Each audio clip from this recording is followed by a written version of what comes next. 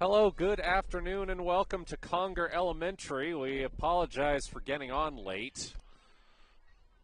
We were having some major network issues, and then all of a sudden we weren't. I don't know what changed. That happens sometimes in the world of broadcast technology. That's all right. Well, we join you here in the top of the second inning with Henley up 8-0. It has been an absolute hit parade for the Hornets. As a team, they are 7 for 13 at the plate. I guess you can make that 7 of 14 after Jillian Vickery flies out to end the inning. Yeah, Henley doing what Henley does. Man, they were really hitting the ball the first two innings. We saw 2 home runs, I believe. Leliana Segura and Belle Birch with back-to-back bombs. And then we saw multiple balls hit the fence. Lots of hard hit balls by these Henley hitters, 1 through 9. And they managed to put up 8 runs quickly in these first 2 innings. Yeah, so we'll give you a quick recap of the first inning. So top of the first, Henley scored 3 runs. It was a double by Annie Campos, an error by Klamath Union on a Leliana Segura ground ball. That scored Alana Benson. Then Jillian Vickery with an RBI ground out. That made it 3-0 after 1. Annie Campos went 1-2-3 in the circle in the bottom of the first. And then in the top of the second, which you just saw wrap up, it was Susie Nichols with an RBI double. Samantha Moore with a sac fly. And then, as we just mentioned, back-to-back home runs by Leliana Segura. Segura's was a 2-run homer. And then Belle Birch was, of course, a solo homer. So we move to the bottom of the second with Henley up 8-0. Matt Bowling here alongside Kevin Petrick. This is an important day for Henley. The Hornets could clinch at least a share of the Skyline Conference title with a sweep of this doubleheader. It would be, at a minimum, their 10th straight Skyline Conference title. There was no season in 2020. OSAA records only go back to 2014. May have to dig a little deeper to see exactly when that streak began.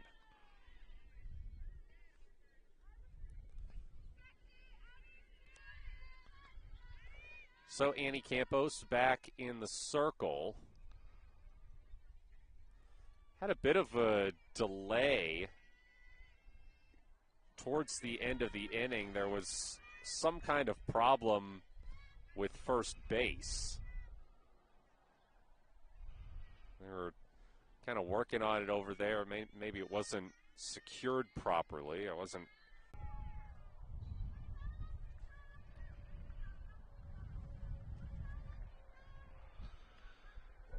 I like looking back at how teams do the second time around. Since we played KU, KU has split with every other team in the Skyline, which is kind of interesting. Henley's doing a nice job at the top of the conference, but the rest of the conference tends to kind of beat up on each other this season.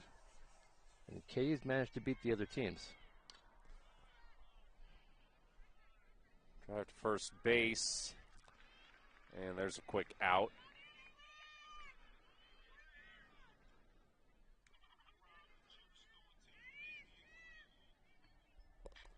Well, if it's not one thing, it's another. Game changer's not quite working now, so we're going to have to look behind us at the scoreboard. Well, right next to and behind us at the scoreboard to give you the balls and strike count. That first pitch, a called strike.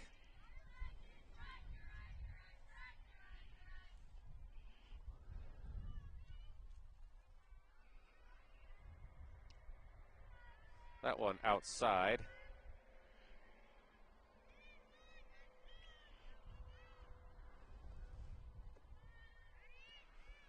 So one out, nobody on for Klamath Union here in the bottom of the second. And a called strike 2. Henley in good shape as far as the Skyline Conference goes. They should win the conference. What they want to do now is just work on their game, work on their skills, be better hitters at the plate, play good defense. Coach Brian Stock told me they need to clean up their base running a little bit after the last game. That's one thing they could focus on, and they've done a good job today with that.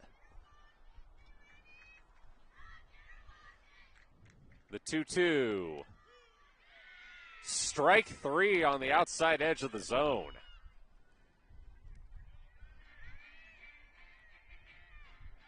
Another strikeout for Annie Campos. She has good control again today.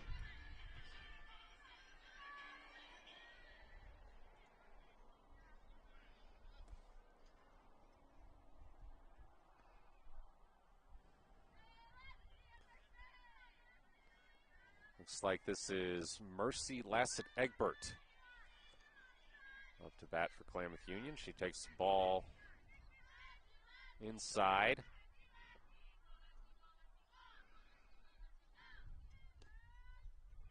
That one low and far away. Ball two. Klamath Union has yet to have a base runner yet so far in this game.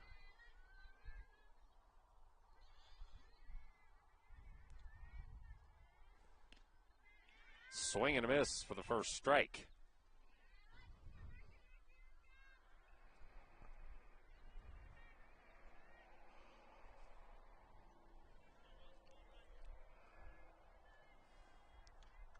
Upstairs, swing and miss, strike two. Good velocity on that pitch.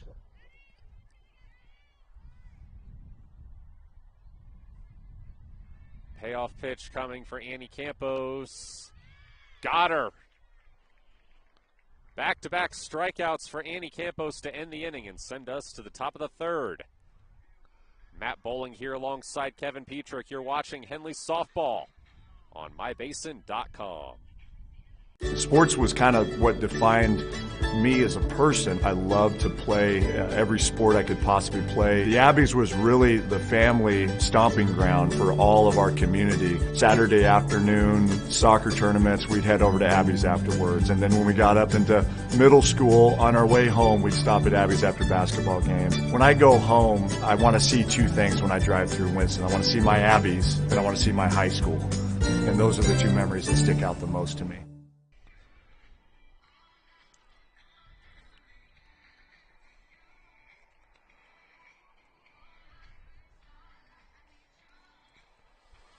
An 8-0 lead for Henley as they come back to bat here in the top of the third.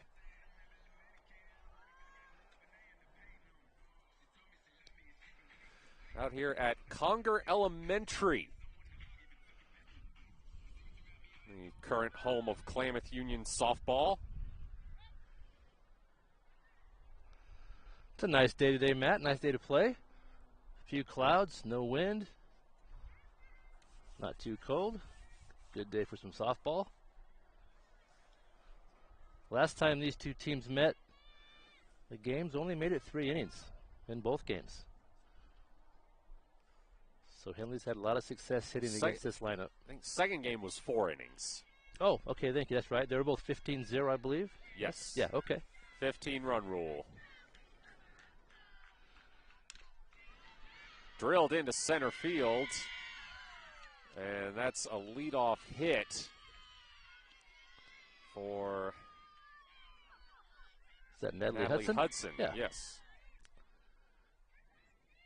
Good start to the inning there but from Natalie.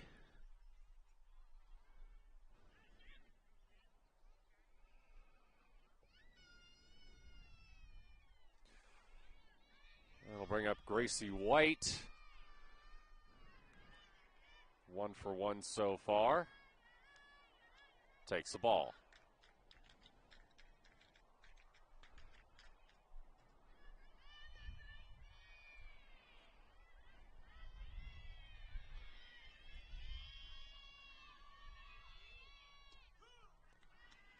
Strike one looking.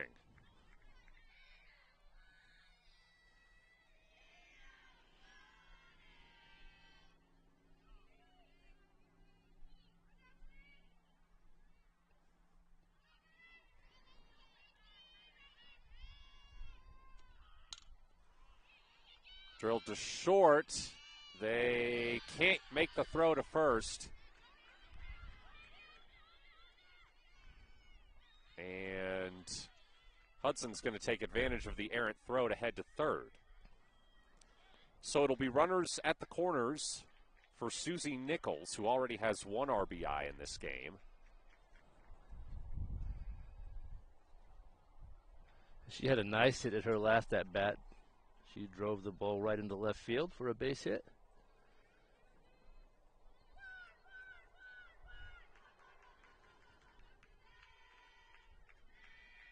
Takes ball 1 here.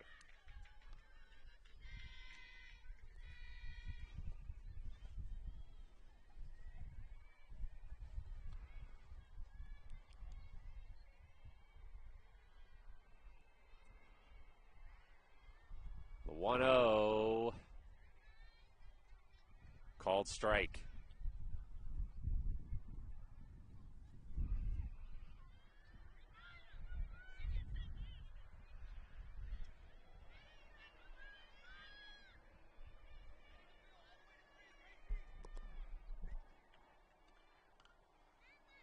That one bunted and foul.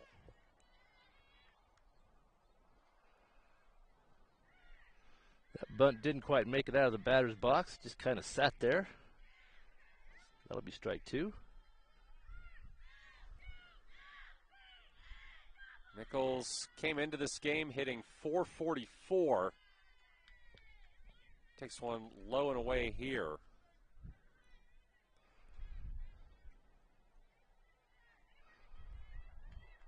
.444 with 8 RBI. That's pretty good production from a 9-hole hitter. Certainly. Fouls another one off here.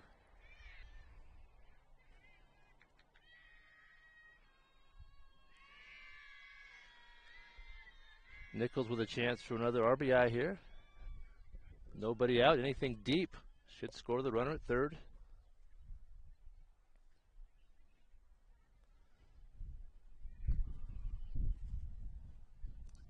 Umpires having a little discussion there. Yeah, Megan McCarty, Klamath Union head coach, came out.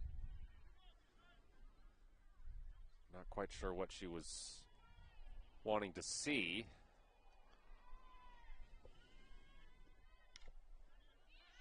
Popped into right field, caught for the out, but the runner will tag up and score. Another one advances to second. And she's going to take third.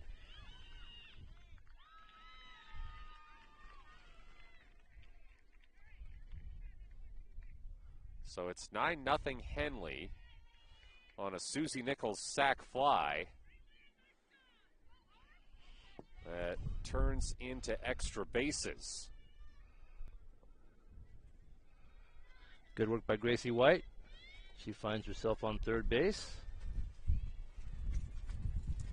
So now we're back to the top of the order with Anna Harper, who's 1 for 2 today. Takes ball 1 here.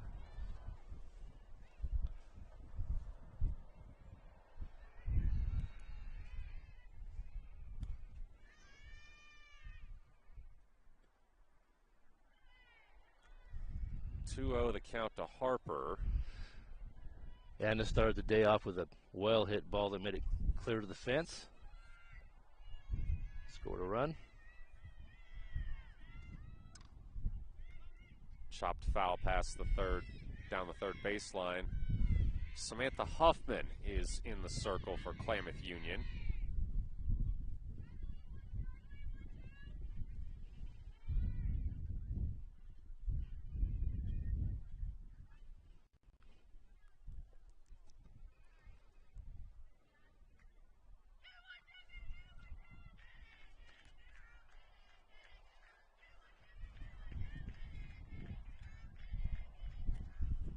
Two 1 to Harper. That one's low. Ball 3. The top of Henley's lineup's been very productive this year. Opposing pitchers have had a tough time getting them out. Harper having a good season at the plate. 3-1 to Harper, and she thought she walked, but it's a called strike. That was a good pitch just on that inside corner. And the count will go full. You mentioned the production, Kevin. Anna Harper came into this game hitting .485 with a team high 5 home runs. Fouls one off here.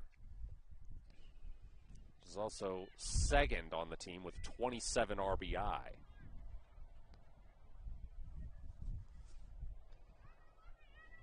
And these are stats through 20 games for Henley. Harper sends one to short. They get her at first, but a run scores.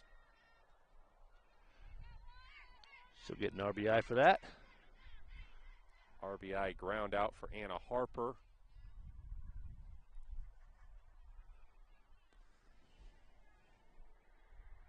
Brings up Samantha Moore.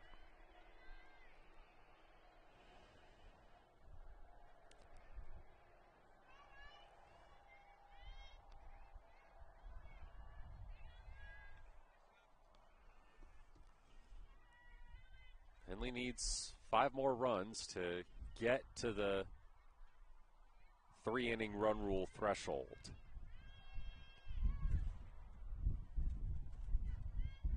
One 0. Drilled past the third baseline. Throw from short won't get to first base in time. Good play by the shortstop. That ball just almost found its way into the outfield there. In time for Moore to make it to first base. It's a base hit.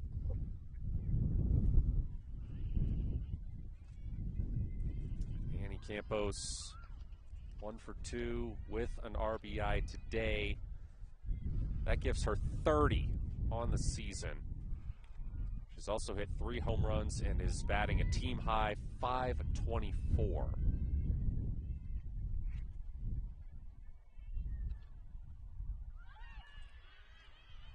And Moore will take second on the mishandled ball. It's not even getting into Annie Campos' pitching stats. I mean, you talk about a two-way superstar. She started 17 games as Moore sends one into left field. That's going to score. Throw is mishandled and Moore takes second. Yeah, Annie's a very complete player. Outstanding pitcher as well as a power hitter.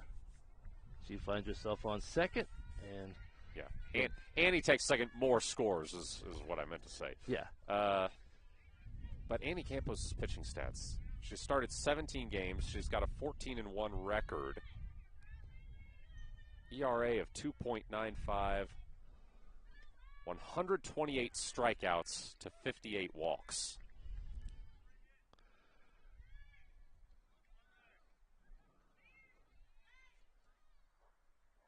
Talk about a two-way superstar. So it's Segura drilling one foul down the first baseline. Already got 1 home run today. 1 2-run home run at that. Yeah, Laley's proving to be a power hitter as well. Talana Benson at second. She's the replacement runner for Campos. Foul down the third baseline. That was just foul. Segura hitting .397. 24 RBI. Well, 26 after that 2-run home run, which was her 4th of the season. Second on the team. Great numbers from a sophomore. Well, she goes down looking here, and that will send us to the bottom of the third. Matt Bowling here alongside Kevin Petrick. You're watching Henley Softball on mybasin.com. Thanks to Les Schwab Tires, I'm a confident backseat driver, but Mom's a little stressed about spending. Remember, deep breaths and watch your speed. Even though we're watching our wallets, Les Schwab is still watching out for our safety. So turn here. During the Les Schwab Founders Celebration Sale, save up to $150 instantly on select sets of 4 tires. Les Schwab Tires, doing the right thing since 1952. An 11-0 lead for Henley as we head to the bottom of the third here at Conger Elementary. Hornets looking to lock up at least a share of their 10th straight Skyline Conference Championship, which they would secure with a sweep of today's doubleheader. Henley trying to hang on to that #1 ranking in the state. Also keep their winning streak going. What are they at now, 15? They are at 14. 14? But well on their way to 15. Okay.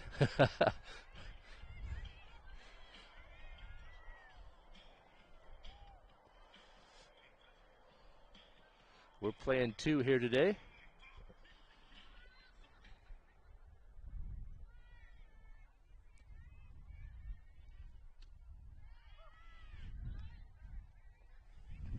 Now, Henley went on a 14-game winning streak to end the regular season last year.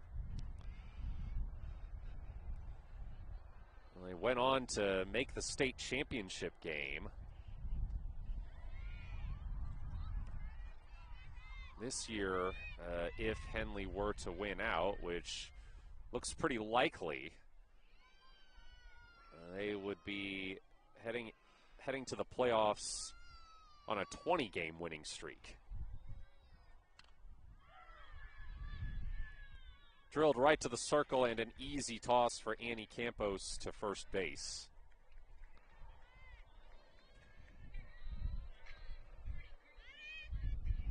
That's a sign of good pitching as well. Strikeouts are great, of course, but also if you can keep your opponents to hitting easy ground balls or pop-ups, get the easy outs. And Annie's been able to do that this season as well.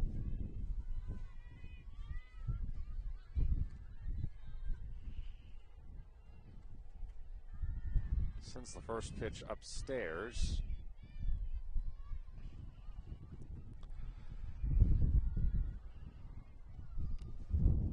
Looks like that's Anissa Jimenez up to bat. And she swings and misses at one low.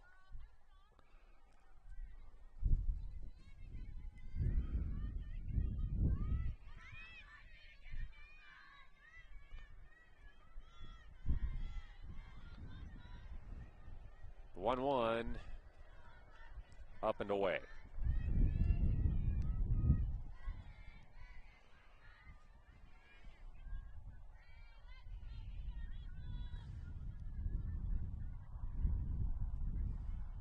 Two one, fouled off.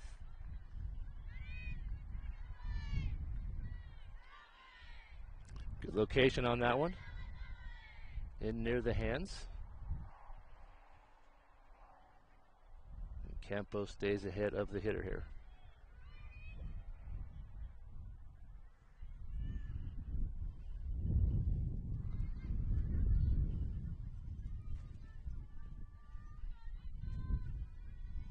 The 2-2.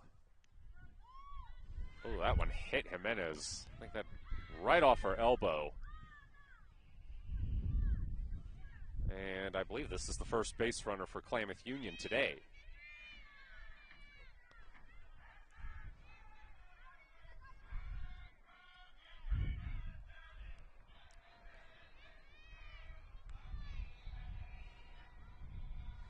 Brings up Raylan Hernandez. She lays down a bunt. They get her at first. It does advance Jimenez to second.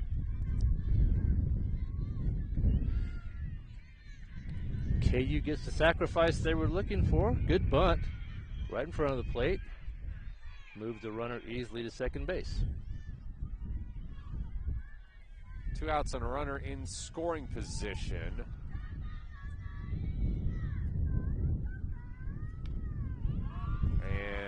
That one hit into shallow left. It's bobbled, and I think that's going to score a run. It will.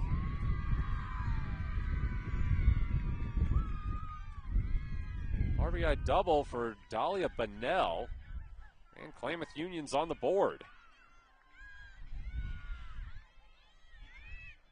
Well executed there by the Pelicans. Get their first run.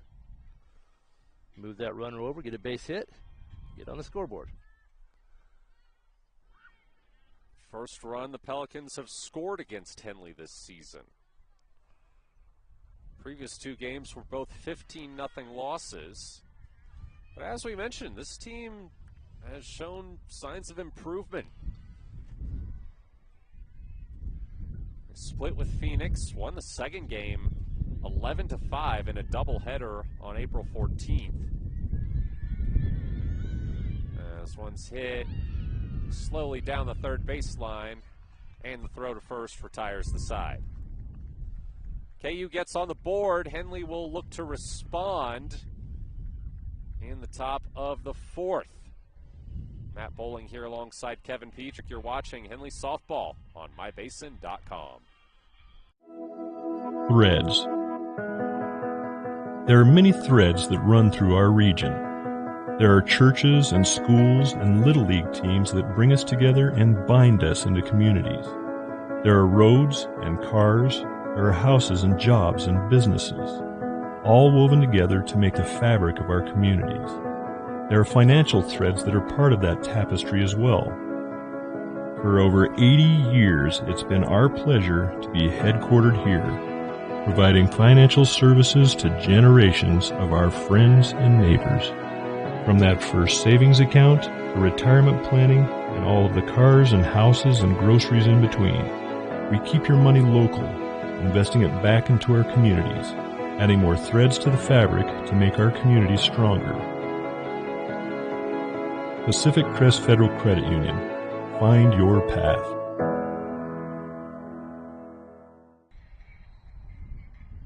Klamath Union gets on the board in the bottom of the third, so now Henley needs 5 runs in this inning to reach the 15-run rule threshold. Klamath Union would still get a chance to bat again in the bottom half of this inning. We were talking about how the Pelicans have shown signs of improvement since those losses to Henley on April 9th and 11th. Again, we said they split a doubleheader with Phoenix on April 13th. They won the second game 11-5. They also split a doubleheader with Hidden Valley on Wednesday. They won the second game 9-4. Hidden Valley's ranked number 12 in 4A by the OSAA computer rankings. That's a good win for KU. So they are improving.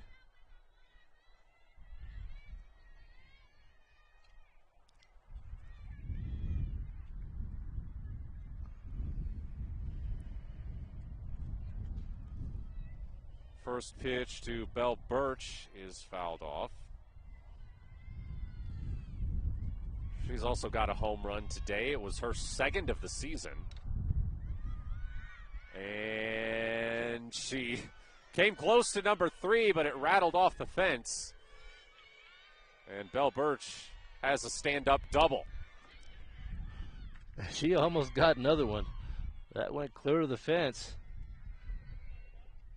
And she's proven to be a bit of a power hitter as well in this lineup. That might have been out of here if that was at Henley, but the outfield fence here at Conger Elementary is, say, about a foot or two higher than the one at Henley. Yeah, good point, Matt. That over a short fence, she might have had another home run there.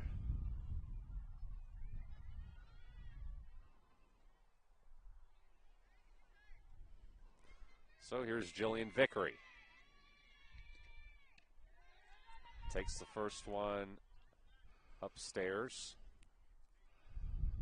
Vickery made a great play at third to end that last inning. Just threw a bullet to first. Looks like Higgins is hitting for her here.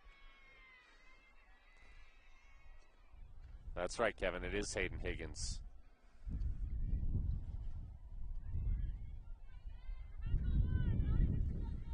Hayden Higgins hitting .278 with 7 RBI. She's usually employed as a courtesy runner as Birch heads to third on the tipped ball. And it's a 3-0 count to Higgins.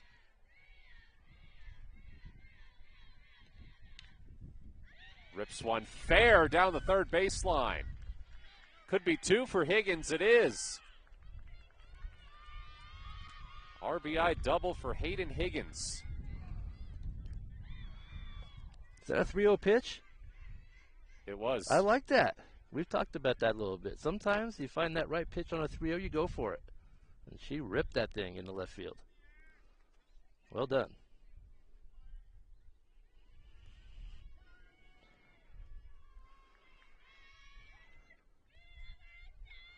So it's Natalie Hudson.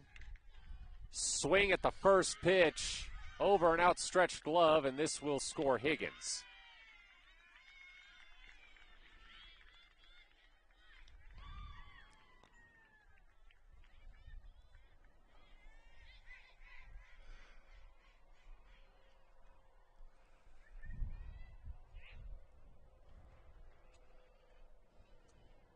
That's going to bring Gracie White back up. Takes the first pitch low.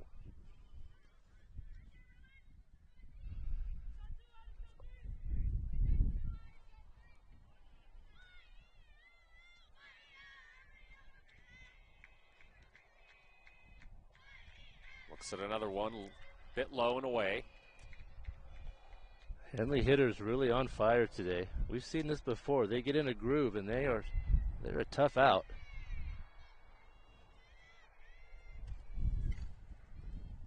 Chopped to the gap. They get one. They get the lead runner at second. But White is safe at first. It was good work by the KU defense getting that lead runner. That's how you want to do it. Here's Susie Nichols.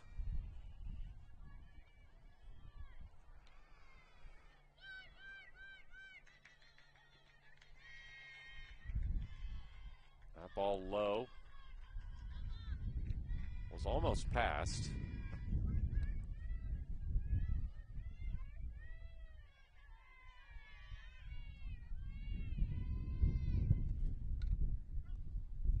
And that one's fouled off.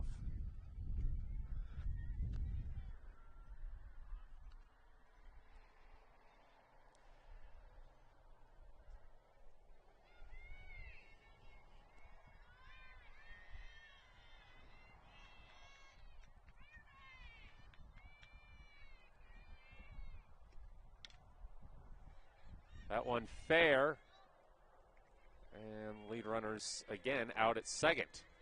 That was hit almost to exactly the same spot as Natalie Hudson hit it. Yeah. Pretty much the same play with the same result.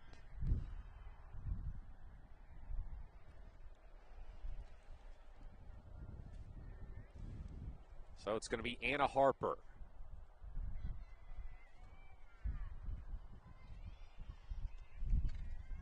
Swings at the first pitch. Hits it to shallow left. She's safe. Nichols takes third.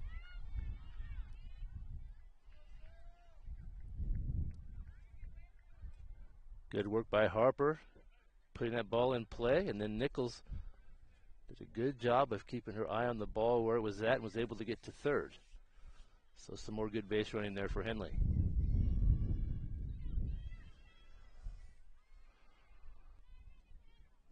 Samantha Moore watches the first pitch go high.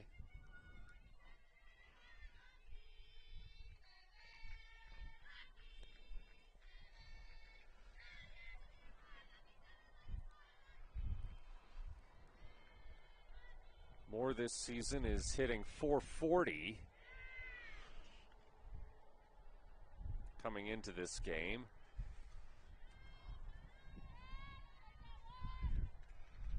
20 RBI, 1 home run.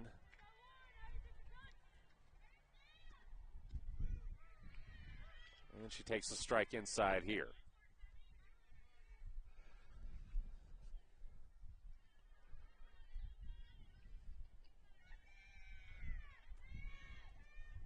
Two one. Drilled to short. They get the out at second to end the inning. Henley unable to get to the run rule threshold, so we will play at least 5. Klamath Union back up to bat in the bottom of the 4th right after this break here on mybasin.com. Comfortable and not corporate. At Klamath Subaru, we built our business on that simple promise. Well, that and some of the best people you're ever going to meet. Hi, I'm Rob Cedar, General Manager at Klamath Subaru. Our 62 employees make it easy for us to live up to our comfortable, not corporate philosophy. Friendly faces, easy answers, straight talk, fairness, and exceptional service. These are the things you expect. These are the things that all of our people deliver. Our management team, sales pros, certified service and body shop techs, lot attendants, and detail experts are all 100% focused on you. Local people putting their friends and neighbors first. At Klamath Subaru, that's the only way we do business. It's comfortable, not corporate.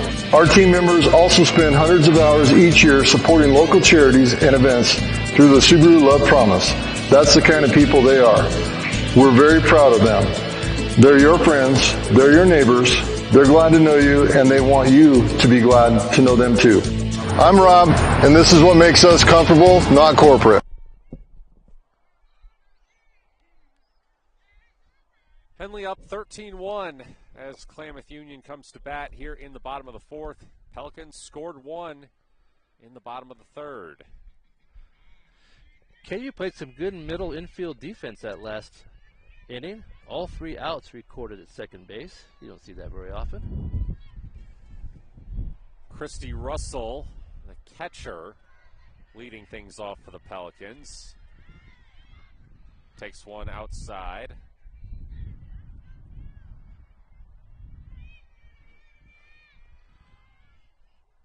Russell, one of only 5 seniors on this Klamath Union roster.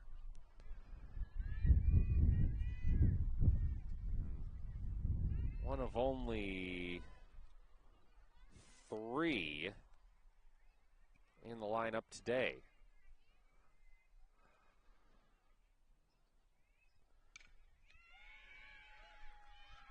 Drills one into right field. Glances off the glove, and she's safe at first.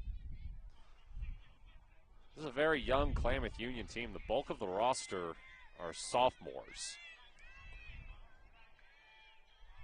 Only 1 junior listed. Wait. 1 junior. Just 1 junior. Also 1 freshman.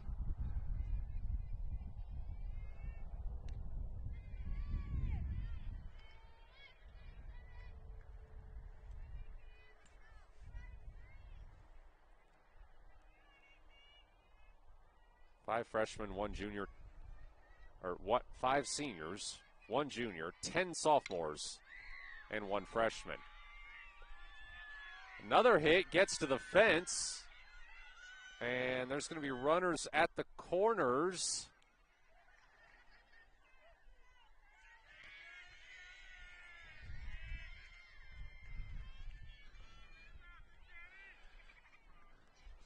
Yeah, that was well hit. Found its way to the fence as well. KU.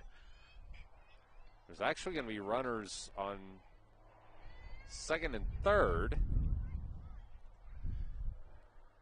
As Brian Stock's going to come out to have a word with Henley. Yeah, KU's done a nice job at the plate here the last couple of innings. Able to generate their first run and then hitting the ball pretty hard in that case. That was Samantha Huffman. The big hit there.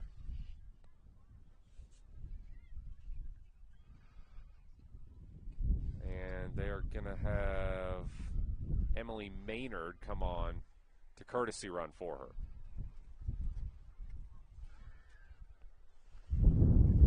Coach Stock having a discussion there at the circle. No nobody out here. You don't want to get a rally going, so you kind of reset your defense and try to record some outs. Yeah, 2 in scoring position, still nobody out for the Pelicans.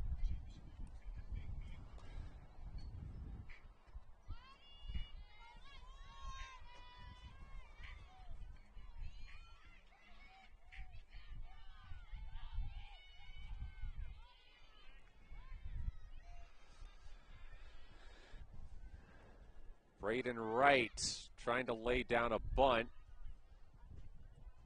It's tipped behind for a called strike. Trying to bunt that ball into play and then force a throw to first and then scoot that runner from third to home. Looks like the strategy right there. Well, not sure if it did. I think it touched her bat. In that case, it would be a foul ball. That one up high. 1-1 the count.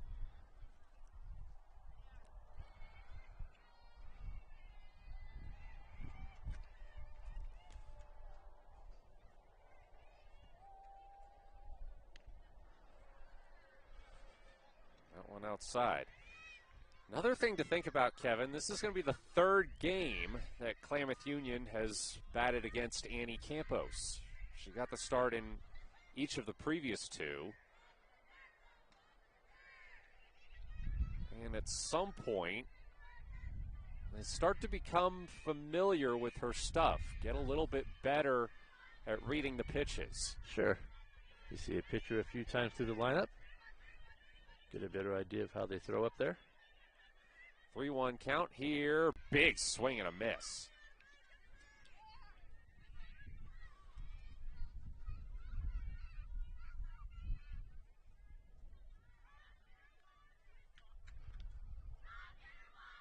Full count to Braden Wright. And she strikes out looking. Big strikeout for Annie Campos. That was a good pitch on a full count with 2 runners in scoring position. Blew it right by the batter for that first out.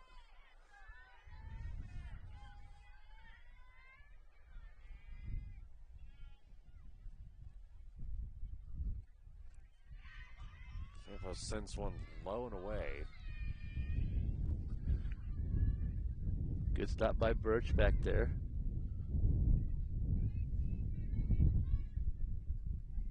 Lassett Egbert back up to hit, swings and misses at that one.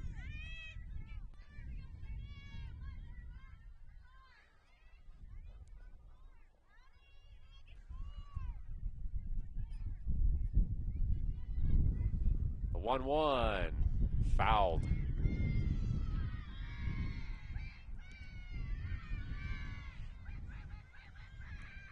Payoff pitch coming for Annie Campos.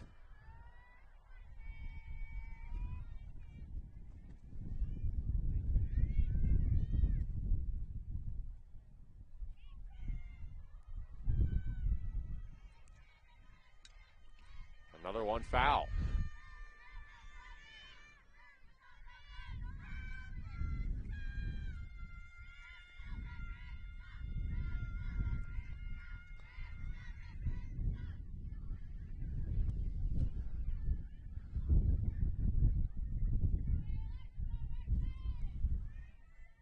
Another 1-2 to Lassett Egbert. Well away. 2-2.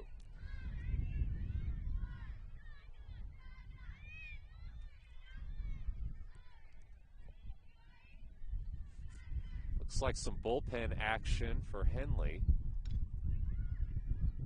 as Lassett Egbert fouls another one off. She's hanging in there, fouling off a few pitches.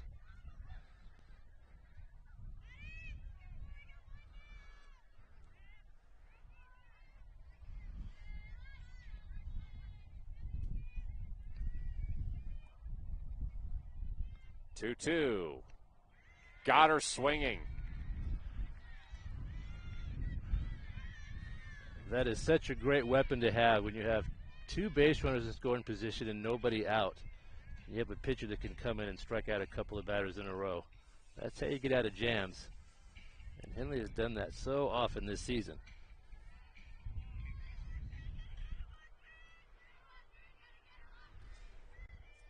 This is Alex Pinacho coming up with 2 outs and 2 in scoring position. She takes the first pitch high.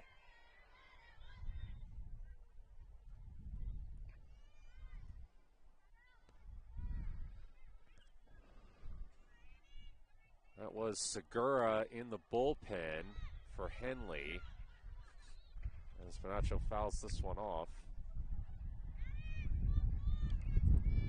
I think that hit a car. That sounded like it. Unfortunate for somebody out there.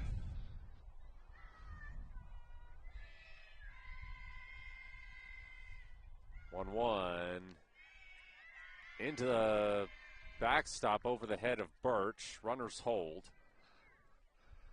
That was actually a lucky bounce for Henley. It bounced back far enough that runner couldn't advance to score. So a bit of a break on that pitch.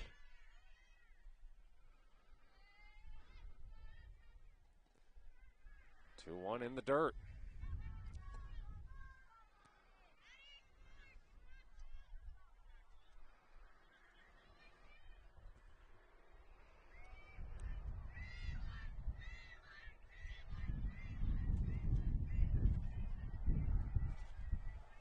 Three one, swung on and missed. Annie Campos a strike away from getting out of the inning.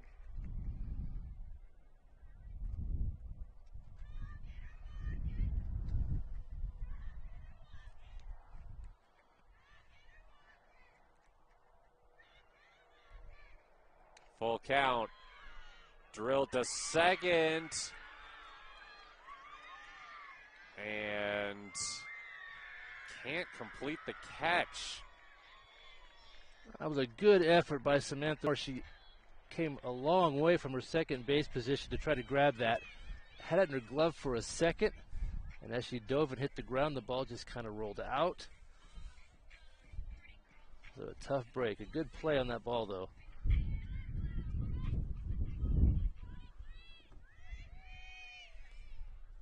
That's good enough to score a run for the Pelicans. And it puts runners on the corners.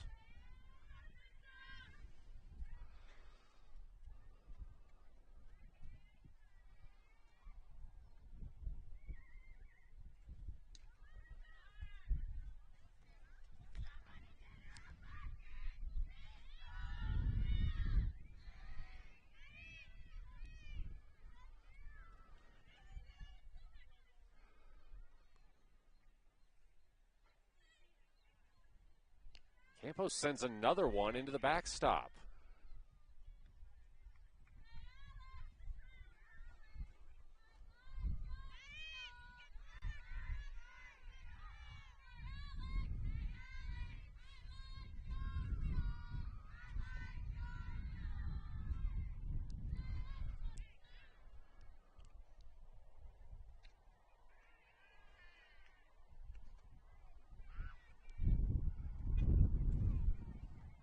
I think the count is 3-0 now. 3-0 with first base open.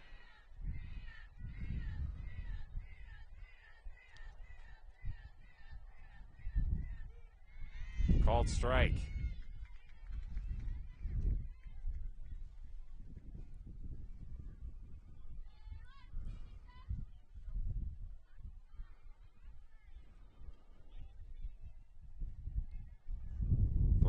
Swung on and missed.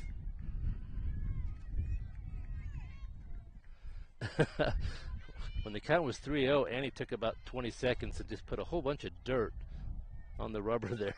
I don't think she liked the way the circle was, and she's thrown 2 strikes since then. Full count. Got her swinging. That must have been the answer.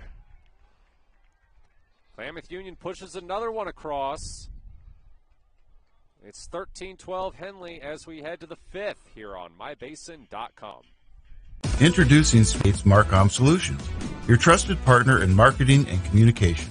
We specialize in crafting compelling campaigns, eye-catching graphics, and impactful branding materials. Smith Bates is like working with dependable friends. They always help us build our professional image. Through the innovative strategies the team at Smith Bates suggested, we've been able to give the brand at Calor the boost that it desperately needed. Unlock your potential with Smith Bates Marcom Solutions.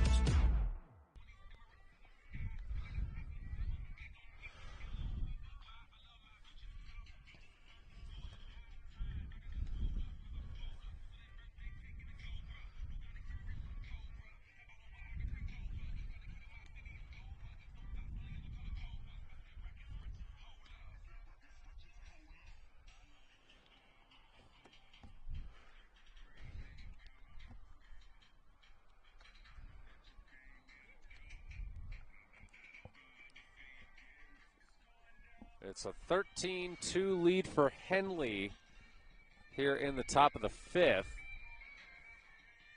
The five-inning run rule threshold is 10, so it doesn't really matter what the Hornets do here as long as they don't let Klamath Union get 2 in the bottom half.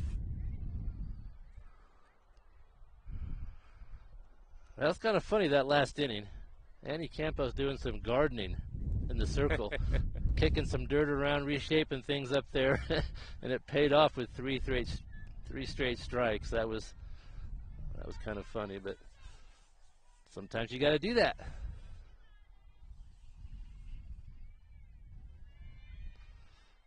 It looks like she'll be leading us off here in the fifth.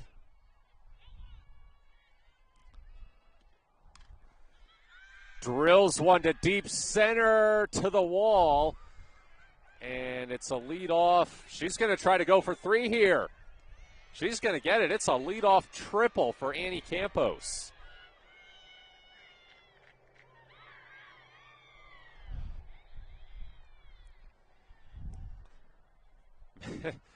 Maybe a little ticked off after giving up a couple hits and another run there in the bottom of the fourth.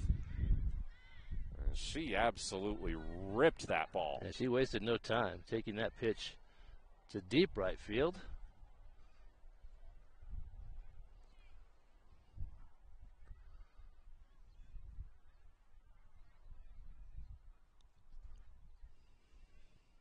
I think they're gonna keep Campos in. Won't bring in a courtesy runner for her. Segura's going to try to drive her in. I think the delay was, I think Alana Benson's going to hit in this spot. And that is Alana Benson.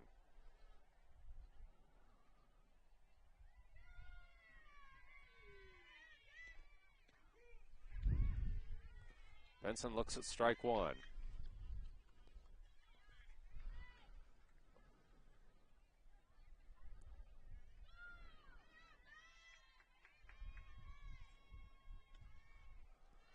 One low. Benson and Higgins play a lot as replacement runners, but they've done a good job at the plate when they get the opportunity. They can hit the ball.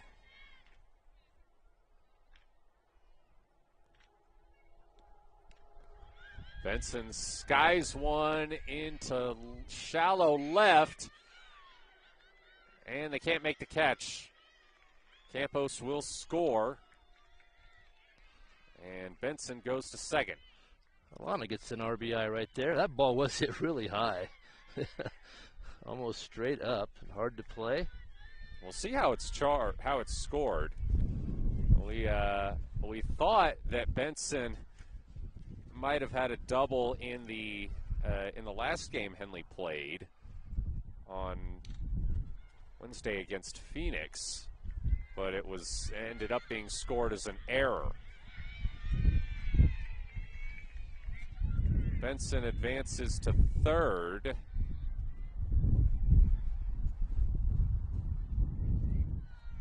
On the ground out.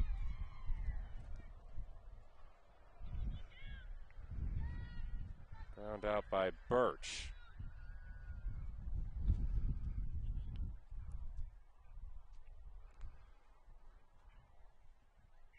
So now it's Hayden Higgins again, and she drills this one back and gone!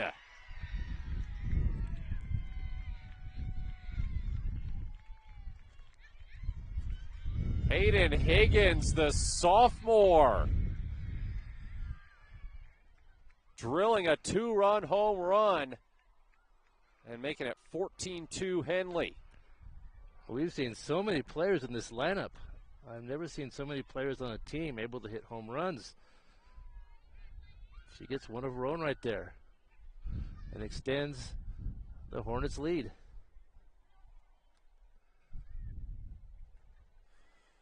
Higgins becomes the 8th Henley player this season to hit a home run. That really is remarkable. They pretty much carry an 11-player roster, I think, and you have 8 of those that can hit the ball out of the park. That's really good offense.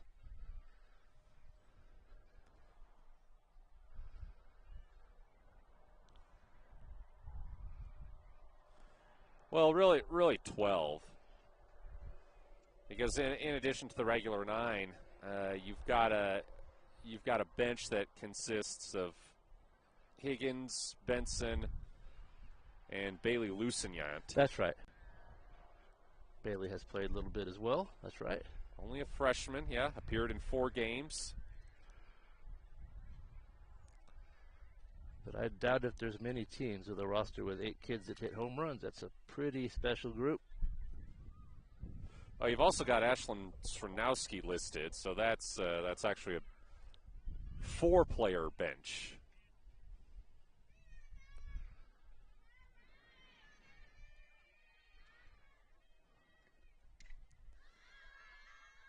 There's one popped into shallow right, misplayed, and it's going to be 2 bases for Natalie Hudson. Everything going right for Henley right now.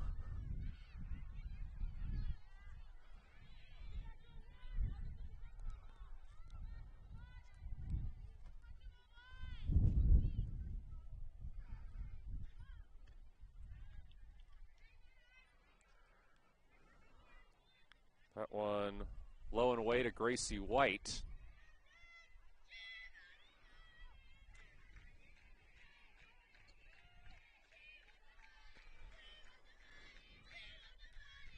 Well, in other local softball news, Oregon Tech has clinched their 3rd straight Cascade Conference regular season title with a 9-3 win over College of Idaho. They're going to host the Cascade Conference Tournament next Friday through Sunday. White sends one into the outfield, but again, Klamath Union unable to make the catch. Hudson held up at second as it looked to be a pop out.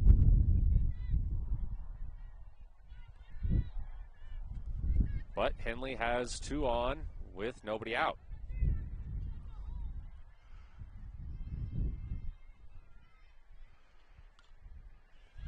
Nichols chops one fair right in front of the box, and she's safe. Bases loaded, nobody out for Anna Harper. I think we may have 1 out, Matt, if I recall. But I'm not sure. The scoreboard does show 1 out. Okay.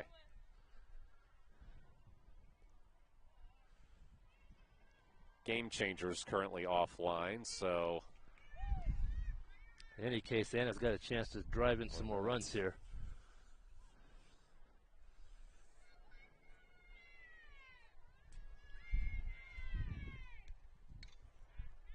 Harper lofts one into right. Misplayed. 1 run scores. And throw to second is off the mark, and another one will come in. So 2 runs score for Henley, and there's 2 on for Samantha Moore.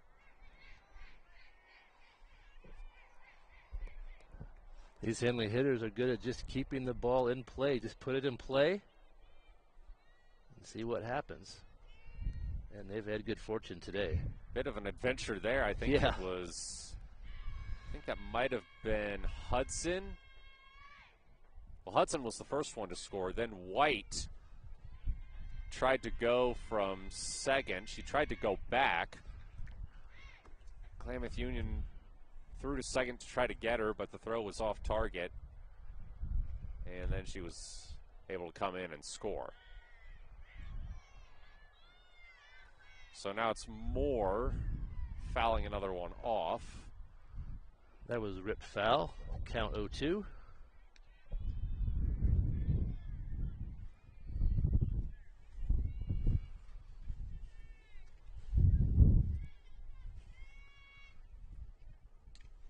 Two popped over the bleachers behind the Henley dugout.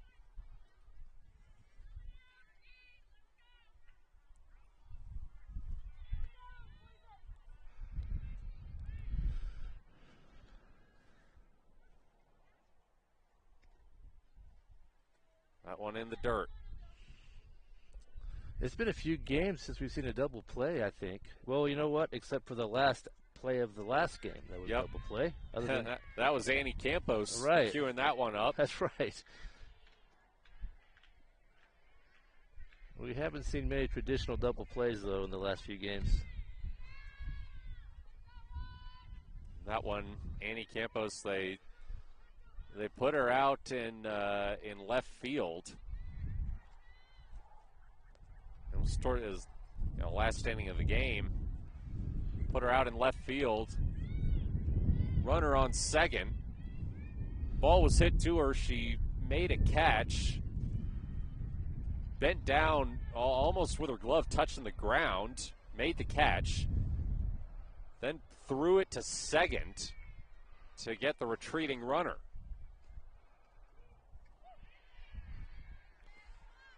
That is one of the fun parts of these blowout run rule games, is you get to see some players play new positions as Brian Stock mixes things up a little bit. He's inserted the freshman here to hit.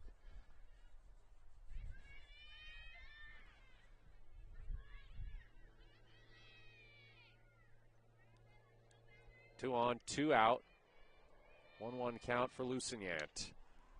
She drills one, and a tremendous catch from short. That was kind of like the one Annie Campos made to get that double play we were talking about, Kevin. Yeah. Braden Wright coming in, just getting her glove under that. And we'll head to the bottom of the fifth. Klamath Union needs 5 runs to keep this game going. Matt Bowling here alongside Kevin Petrick. It's Henley Softball on mybasin.com. Wait, all I do is wait. So lonely, I just sigh and moan. Seems like I've been waiting forever, wondering if you're coming home. I just saw your face, I know you're coming home. I swear there is no place that feels as good as home.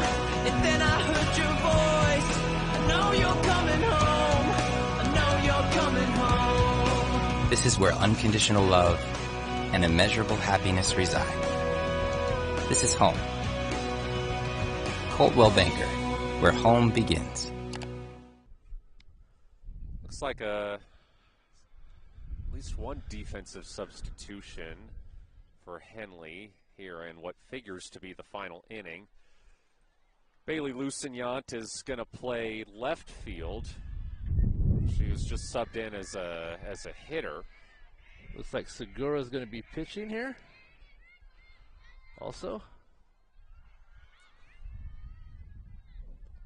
Coming on in relief of Annie Campos, and I think she really solidified herself as the go-to number 2 pitcher during that second game against Crook County back on April 20th. I think Leliana Segura has really improved this season as a sophomore. She's both at the plate and in the circle. I think she's really contributed a lot, really playing well this second half. She gets a strikeout here.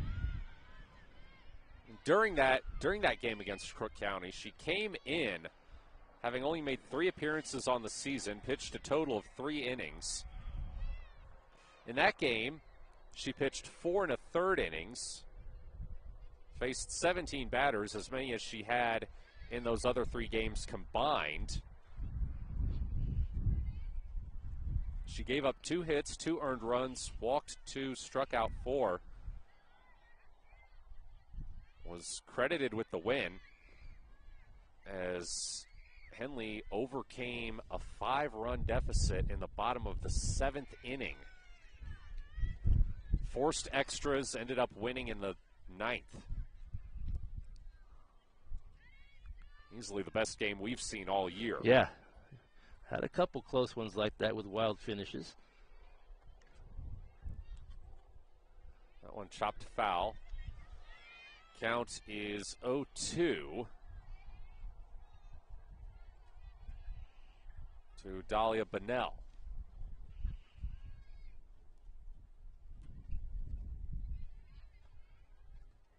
That one low. That's what's good about games like this. You get some kids in there, you can see their talent. You might not see it other times. Hayden Higgins over at third. She's also new in the ball game.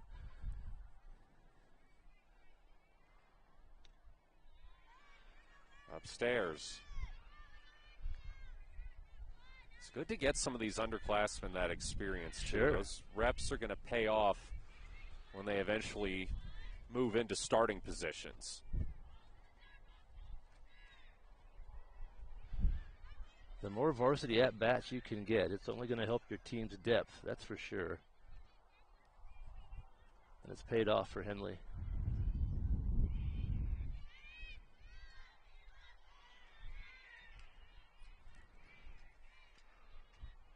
Two.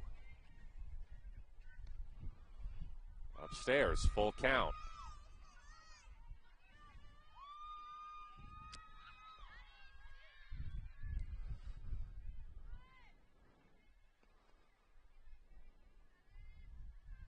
Three, 2. Fouled off past the third baseline. Good battle here. Yeah.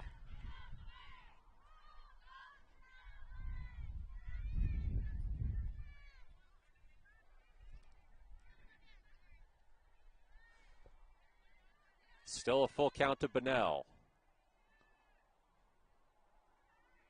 And she walks.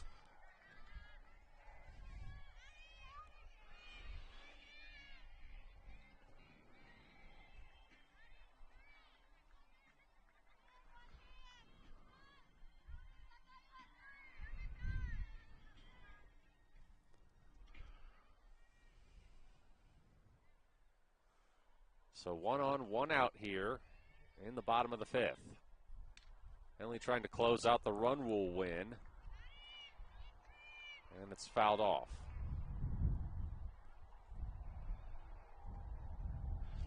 These Hornets have not seen a lot of games go to completion. Not many 7-inning affairs. Had a couple go extra. Most have gone short. Popped to second. They get the out at first. Lead runner advances. That was a good decision. Just get the out. Get the sure thing over there at first.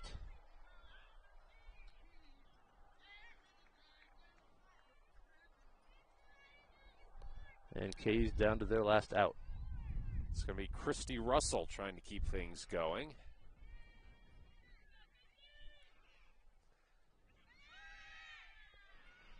Pass ball. And Bunnell goes to third.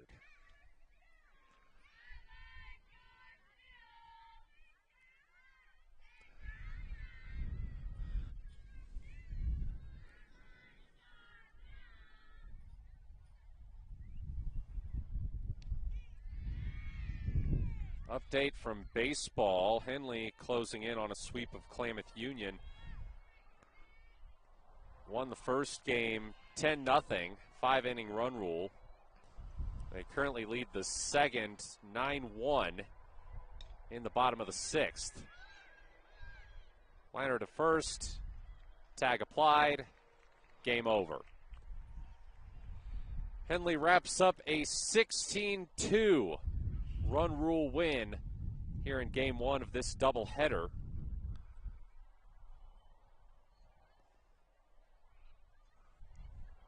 And we will see the second game get started here in about 20 minutes. So it was originally scheduled for 2. We're about right on schedule. As my clock currently reads 1:39. Yeah, my guess is they'll start right at 2 o'clock. Well, in the meantime, we'll take a break. We'll keep the stream up, though, so you don't have to go anywhere. Just keep it on, and we'll be back on when it's time for Game 2. Matt Bowling here alongside Kevin Petrick. You're watching Henley Softball on mybasin.com.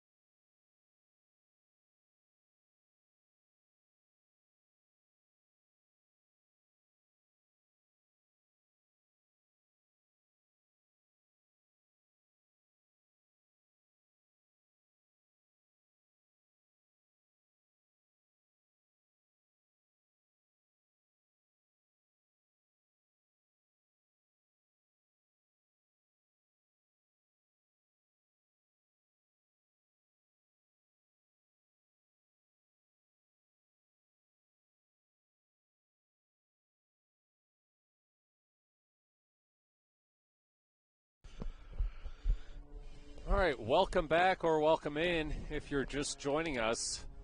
About ready for game 2 of this doubleheader between Henley and Klamath Union here at Conger Elementary School. Skyline Conference softball Hornets looking to wrap up the league title for at least the 10th season in a row.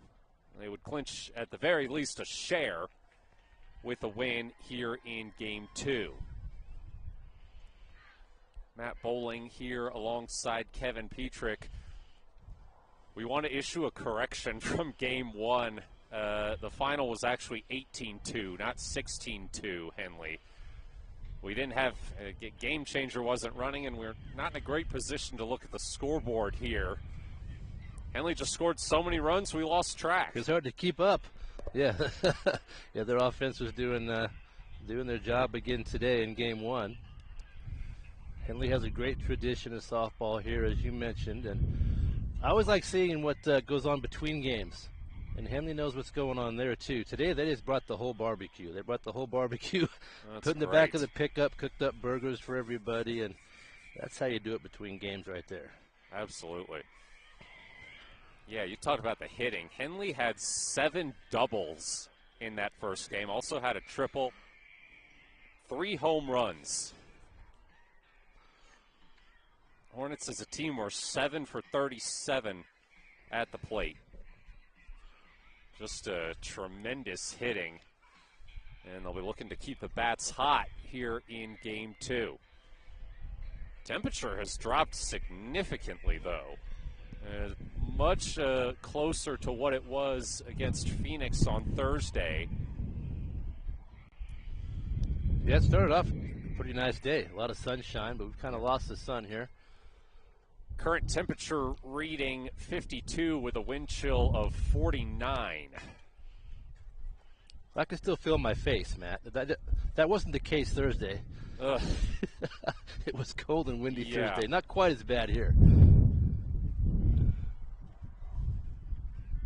Anna Harper is going to lead things off for Henley here in game 2.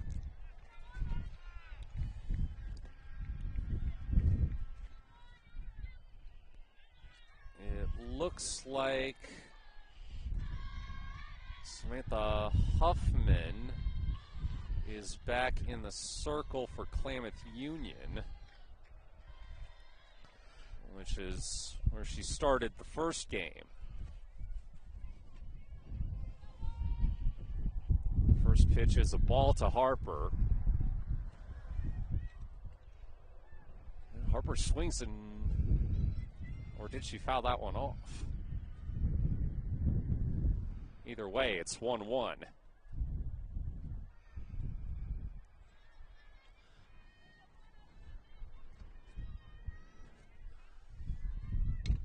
Harper, long gone.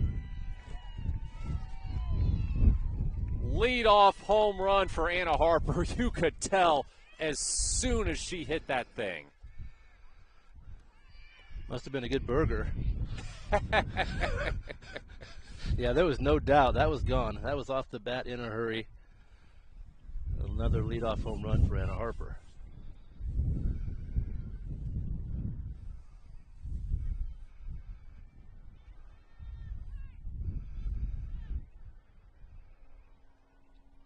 That is Harper's 6th home run of the season.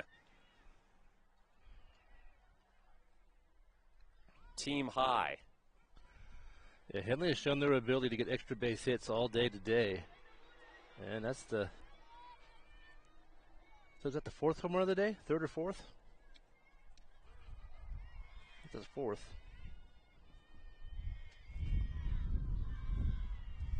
Brings up Samantha Moore.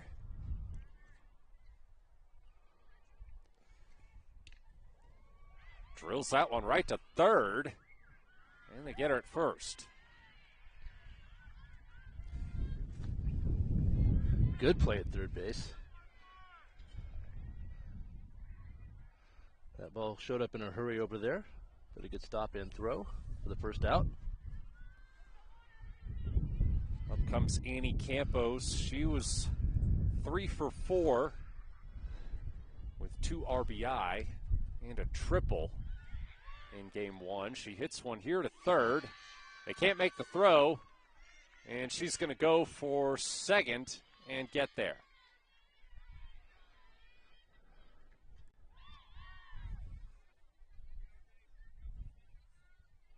That was the first pitch there. I like to see aggressive hitting. This team is good at that. They won't wait. If that first pitch is where they want it, they'll take the swing. And usually with good results. Leliana Segura, one of 3 Henley players to homer in game 1. That was her 4th of the season. We'll see Higgins come in and run at second.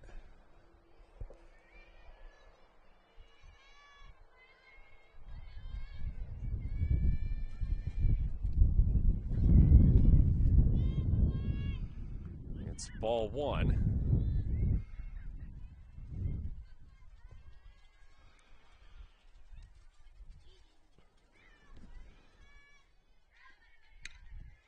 Drilled right to the circle and off the shin.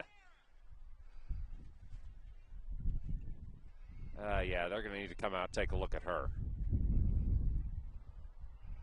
That's the second game in a row we've seen that. Just a comebacker to the circle there. Unfortunate for the pitcher. We'll step aside here in the first inning. Thanks to Les Schwab tires, I'm a confident backseat driver, but Mom's a little stressed about spending. Remember, deep breaths and watch your speed. Even though we're watching our wallets, Les Schwab is still watching out for our safety. It's the 3rd year. During the Les Schwab Founders Celebration Sale, save up to $150 instantly on select sets of 4 tires. Threads. There are many threads that run through our region.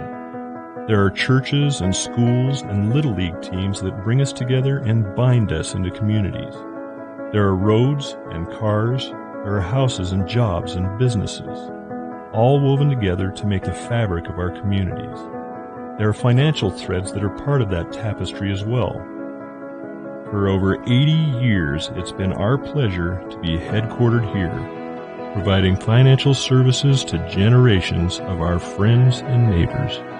From that first savings account, to retirement planning, and all of the cars and houses and groceries in between, we keep your money local, investing it back into our communities, adding more threads to the fabric to make our communities stronger. Pacific Crest Federal Credit Union. Find your path.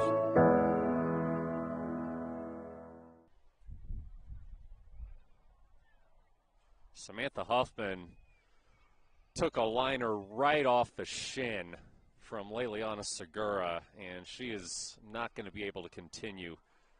They're going to bring Dahlia Bonnell on to pitch for Klamath Union.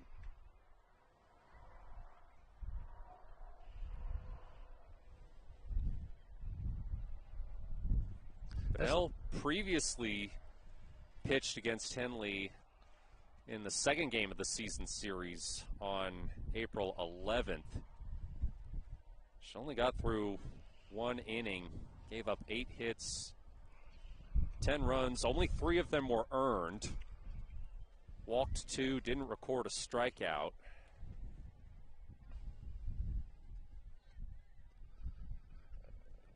Henley also saw her in the first game on April 9th. In 1/3 of an inning, she gave up 2 hits, 4 runs, 2 earned runs, walked 2, didn't get a strikeout. So this is not a pitcher that the Hornets have had a lot of trouble with. Yeah, we haven't seen many pitchers this season who have been able to solve this lineup. Just a good hitting crew for Henley.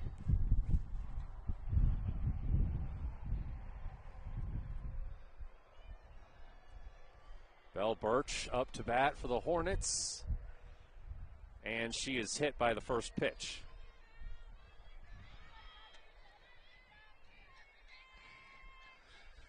Henley with a good opportunity here to amass some runs. in this first inning with just one out and the bases loaded. Bases loaded for Jillian Vickery.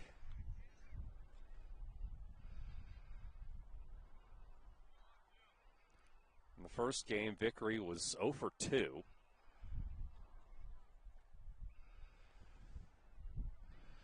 His coach is having a conversation with Bunnell. Yeah, I was wondering about that actually. I was just going to mention that it's kind of dangerous pitching softball. There's not much room between you and that hitter. A lot of pitchers wear face guards, and that's what they're talking about right now. They're bringing a face guard out. We've seen a couple of pitchers injured the last couple of games. So, yeah, this is actually the second game in a row that Henley has drilled the opposing pitcher with a liner. Yeah. So that may be the issue here. They may want to put a face guard on the pitcher just for safety. They're trying to adjust that right now. But bases loaded, 1 out for Vickery. Henley already up 1-0 after a leadoff bomb from Anna Harper.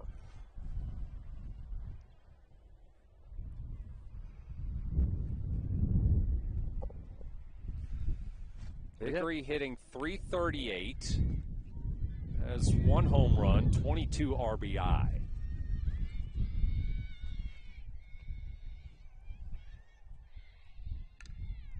Sends one right past the circle. They're unable to get a glove. 1 run scores. Here comes another.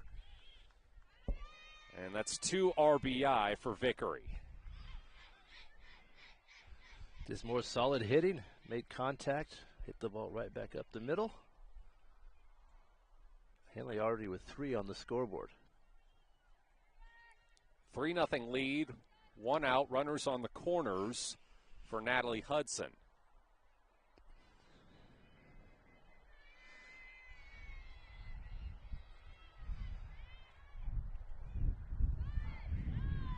Strike 1. Hudson hitting .375, 14 RBI.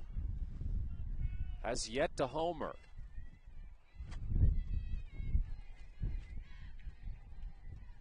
Takes one outside. Outside and low.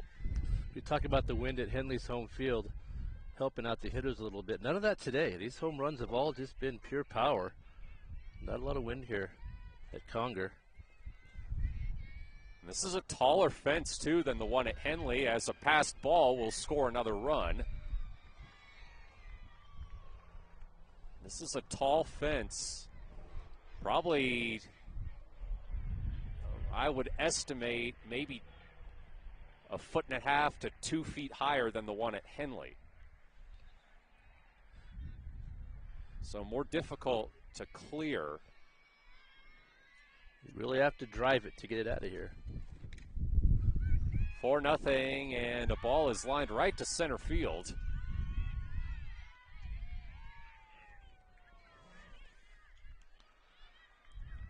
Good read and a good catch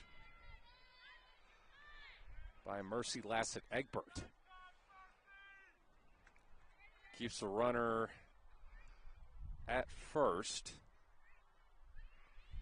And there's 2 down now, if I'm not mistaken.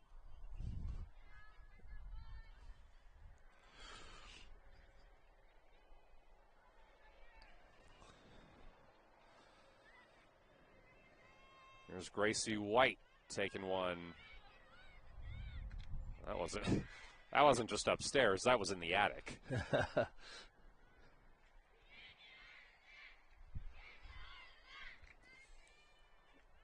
Runner in scoring position. As that one in the dirt outside.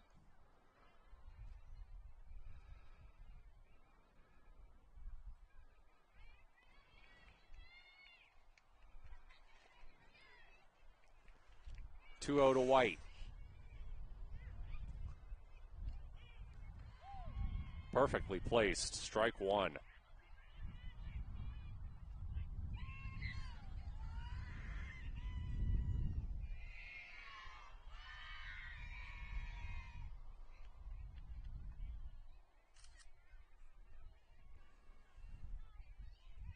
2-1 the count to White. She was 1 for 4 in game 1.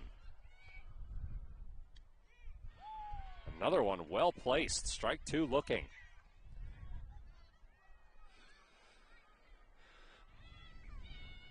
Bunnell with a chance to get out of the inning.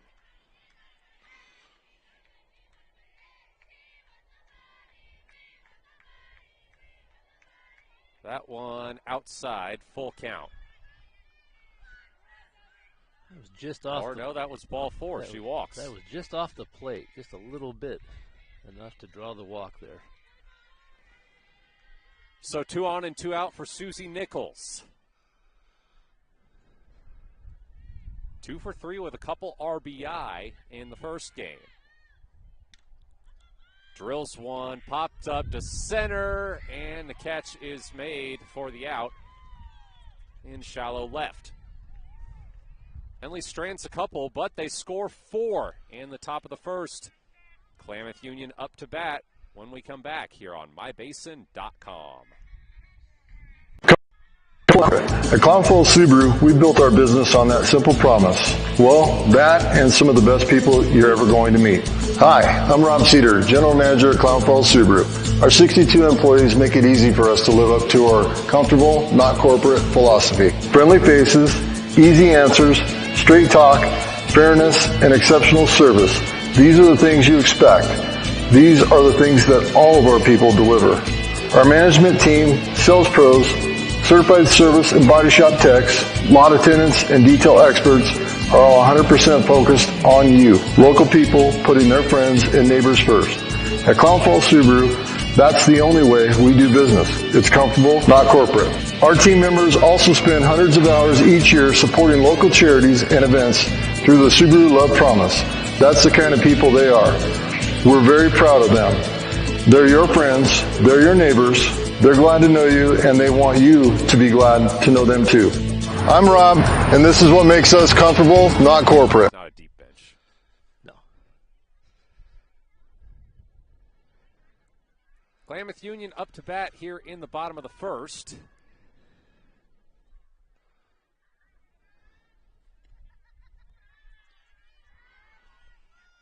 It's going to be Annalie Budden leading things off.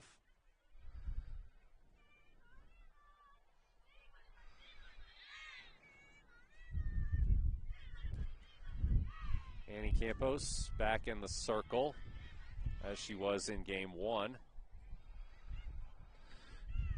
Henley made a few defensive changes. They've done this a couple times, doubleheaders. Susie Nichols is in center and Anna Harper over at first. And looks like Alana Benson might be in right. Called strike to Budden, who we did not see in game 1. Yeah, taking a look at the defensive lineup for Henley. Campos and Birch, the battery. Anna Harper at first, Samantha Moore at second, Natalie Hudson at short, Jillian Vickery at third. Segura in left field, Susie Nichols in center, and Benson in right. And strike 2 to Budden.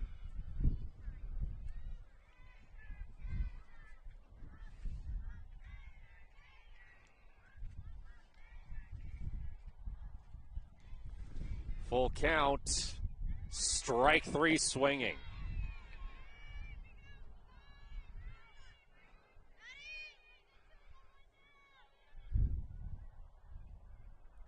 Campos off to a good start here. And when she has a good start, that usually means bad news for the opponent. Brings up Bella Armijo, who was 0 for 3 in game 1.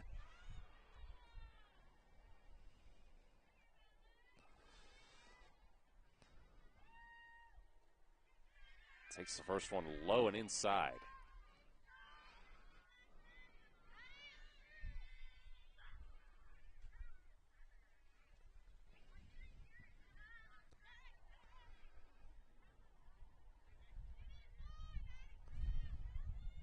One-0 to Armijo. fouled to third base.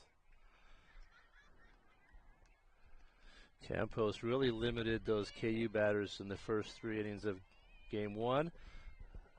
They were able to hit the ball a little better in the last couple of innings, but not nearly enough to pick up a win. 1-1. Nice changeup. That was a good changeup. Swing and a miss.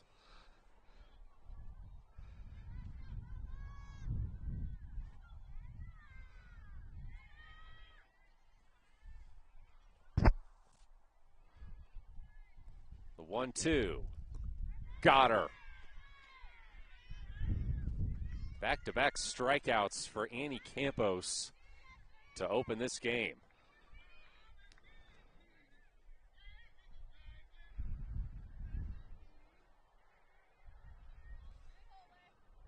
She threw 72 pitches in that first game. Leliana Segura came on to pitch the last inning for her, so presumably still plenty left in the tank. Yeah, she doesn't seem to get tired. We've seen her throw upwards of 150 plus pitches in an afternoon. She seems to do okay.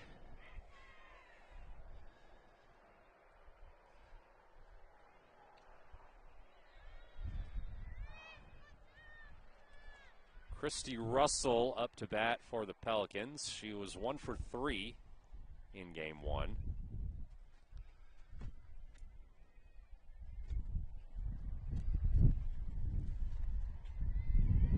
Swings and misses that one. Strike 2. It's hard to see on the stream, but we are getting just a little bit of rain here right now. Just very, very mild rain. Well, we initially brought the canopy out to keep the sun off. Now it's helping us stay dry. Yeah, right.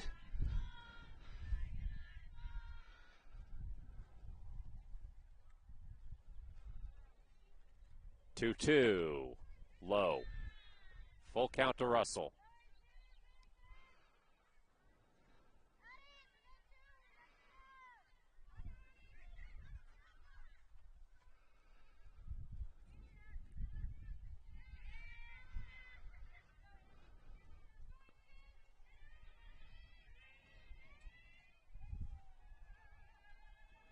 Three, two, got her. Annie Campos strikes out the side in the bottom of the first. Henley back up to bat in the second. Right after this break here on mybasin.com. Introducing Smith Bates Marcom Solutions, your trusted partner in marketing and communication. We specialize in crafting compelling campaigns, eye-catching graphics, and impactful branding materials. Smith Bates is like working with dependable friends. They always help us build our professional image. Through the innovative strategies the team at Smith Bates suggested, we've been able to give the brand at Calor the boost that it desperately needed.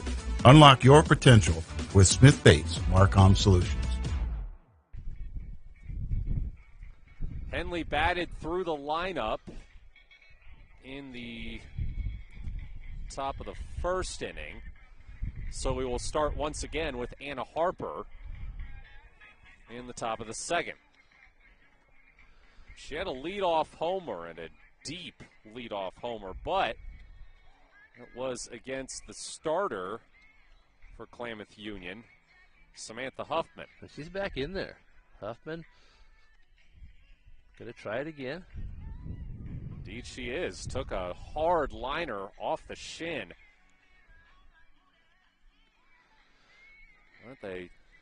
Seems like they got her patched up and going to try to give it a go. She's got a brace on her right leg. Well, good for her. Took the last half of that inning off, and now she's back out there.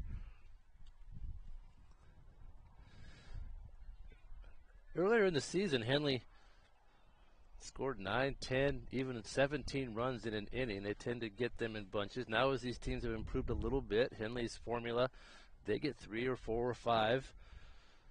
And they're still getting big margins of victory, but they're kind of getting them in smaller chunks as the defenses are improving a little bit across the league.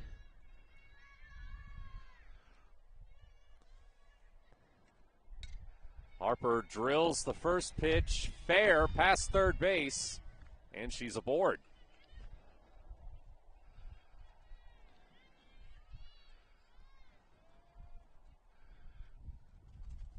Good start for Anna here in game 2.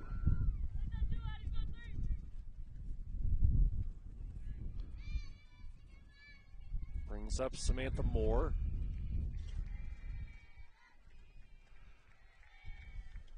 Squares up a bunt. That won't go.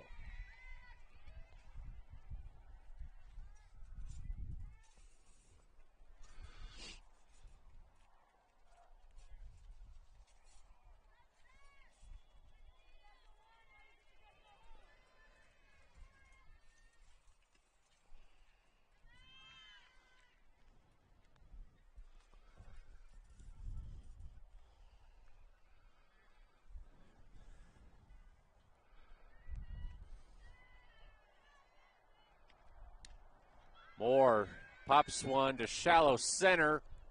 Catch is made for the out. And Harper advanced to second during that at-bat. She had a good view of that pop-up. It was hit just behind her there at second base. Good range by the shortstop to get over there and record the out. And Campos lines one to short. They throw her out at first, but Harper advances to third.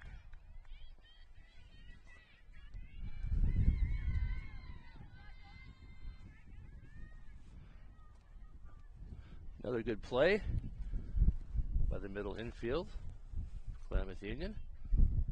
They've done some good work today.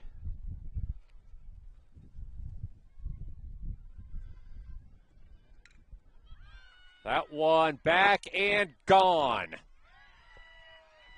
Leliana Segura. A 2-run bomb to keep this inning going. And she's done that before.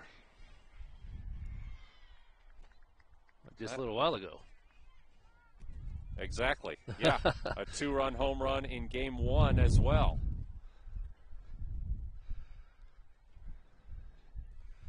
She has really come on, as we mentioned earlier, really come on at the plate and defensively and pitching a little bit as well. Segura having a good afternoon. That is her 5th home run of the season. Another no-doubter. Yeah, that was gone in a hurry. You're right. Both of Henley's home runs this game have been rockets off the bat.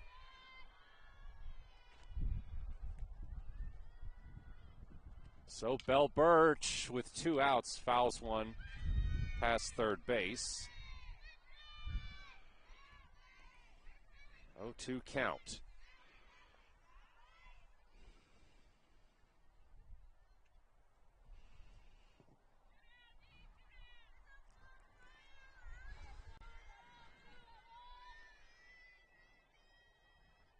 The 0-2 to Birch. Drilled into left field, or left field through the legs, and that's going to be a double. Went past the shortstop through the legs of the left fielder, and Birch is aboard. Oh, looks like we need to change the battery.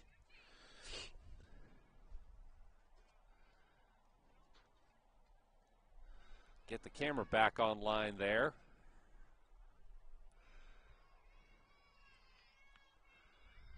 As Jillian Vickery's up to bat. She takes ball 1 outside there.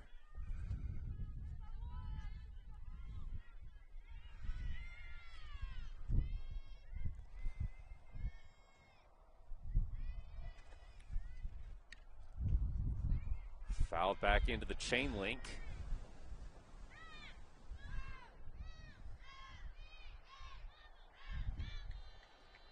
Lusignot has come in to run at second.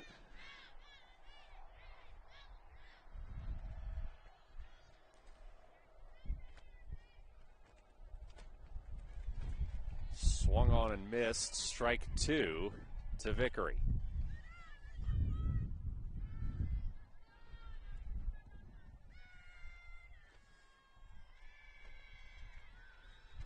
The 1-2. Driven into center. 1 run scores. And Vickery holds at first.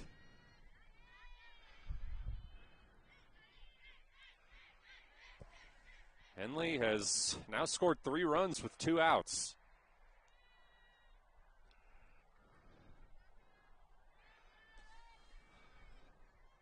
And Vickery is now 2 for 2 with 2 RBI here in game 2. Natalie Hudson looking to keep it going.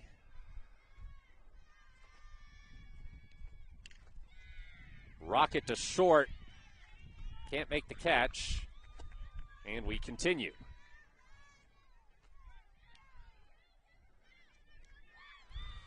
Gracie White drew a walk in her first time up.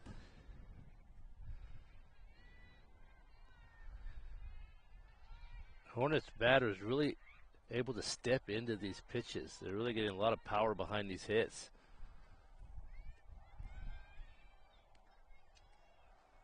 White takes one outside. We haven't seen many weak rollers today. A lot of sharply hit balls.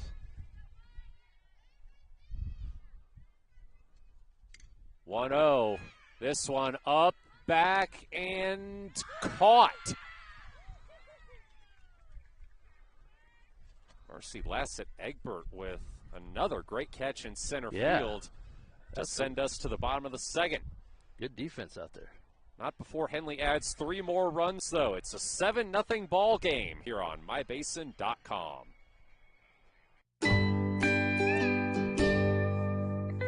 Wait, all I do is wait. So lonely, I just sigh and moan. Seems like I've been away forever. Wonder if you're coming home. I just saw your face. I know you're coming home. I swear there is no place that feels as good as home. And then I heard your voice. I know you're coming home. I know you're coming home. This is where unconditional love and immeasurable happiness reside. This is home. Coltwell Banker, where home begins. Annie Campos back to the circle in the bottom of the second after striking out the side in the first. Henley with a 7-0 lead as the rain's starting to come down a little harder here at Conger.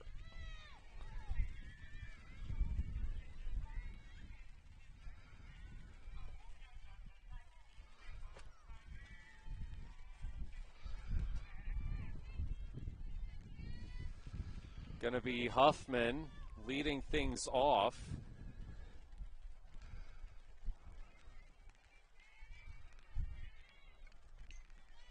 And she fouls the first pitch behind.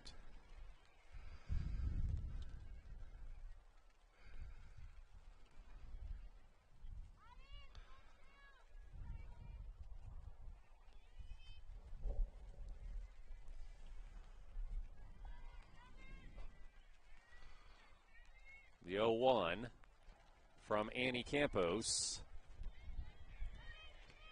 Call out inside. that looked pretty close to a strike.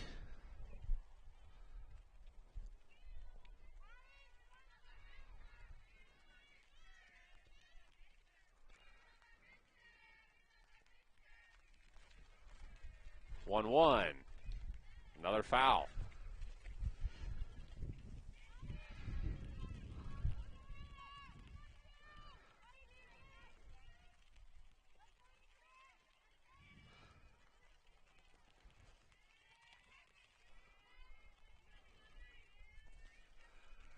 One, two. Upstairs.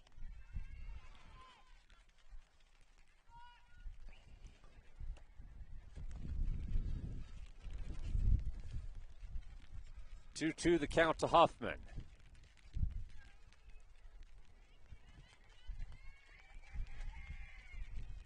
Outside.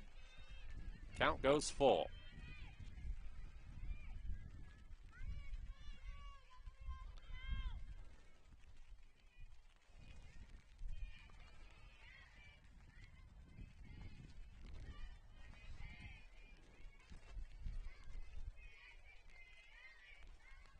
Full count for Huffman.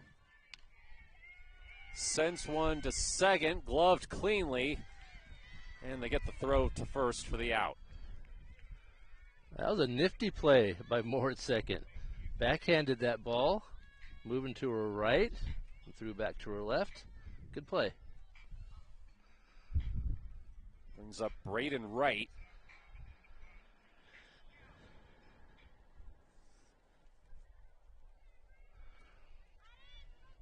Wright was 0 for 2 with a couple strikeouts in game one.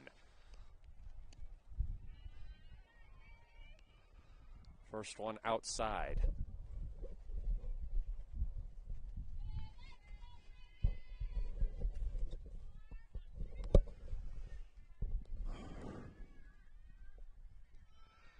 One 0 inside.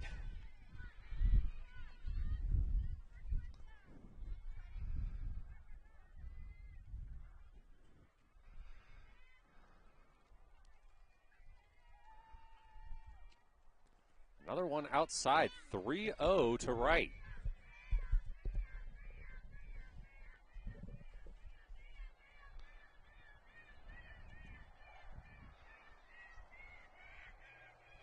The 3-0 is well placed, strike one.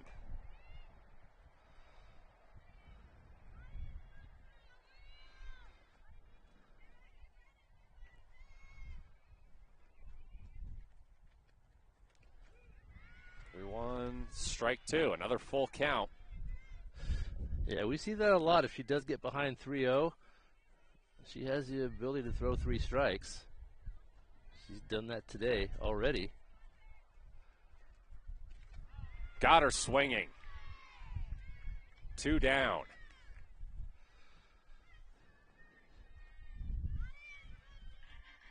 Mercy Lassett Egbert, who's made a couple nice plays in center field.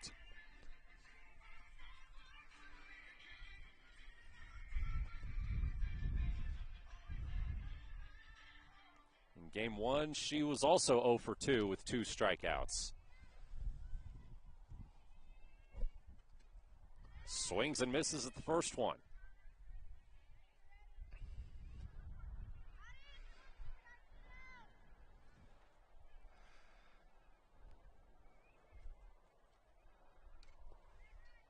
Fouls this one off, 0-2. KU's just had trouble generating offense early in these games. They've done a little better late, but by that time the game's pretty much out of reach for them.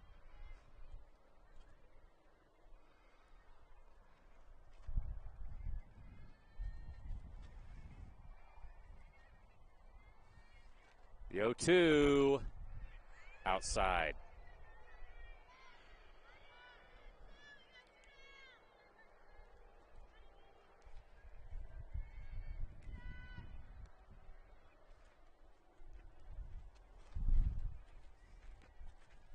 One, two, in the dirt.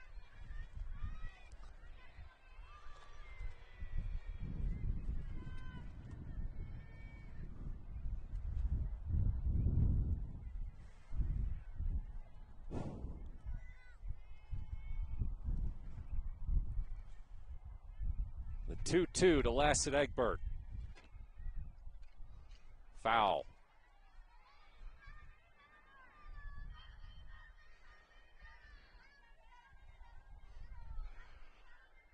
She's had a couple of at-bats like this. A good battle with Campos.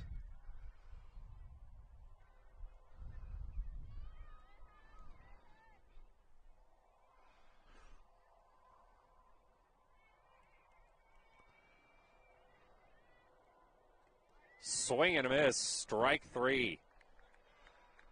Another 1-2-3 inning for Annie Campos sends Henley back to the plate in the top of the third, leading 7-0. Sports was kind of defined me as a person. I loved to play every sport I could possibly play. The Abbeys was really the family stomping ground for all of our community. Saturday afternoon soccer tournaments, we'd head over to Abbeys afterwards. And then when we got up into middle school, on our way home, we'd stop at Abbeys after basketball games. When I go home, I want to see two things when I drive through Winston. I want to see my Abbeys and I want to see my high school.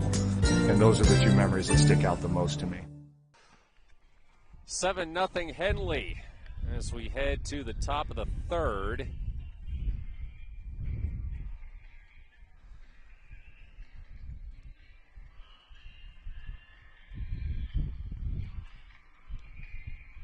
Henley almost batted through the lineup again in the second inning. We're going to start this one with Susie Nichols, the 9-hole hitter.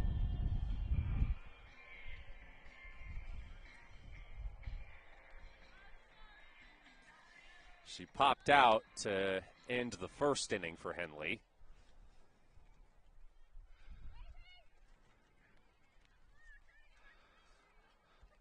The rain picked up a bit in that last inning, but it's almost stopped here now.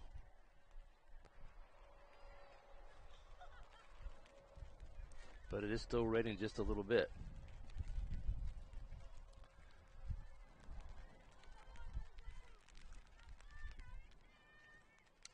Nichols bats one past the circle, and she's safe at first.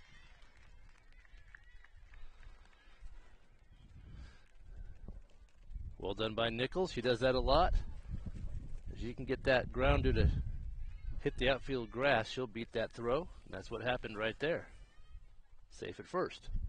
So here's Anna Harper, 2 for 2 with a home run.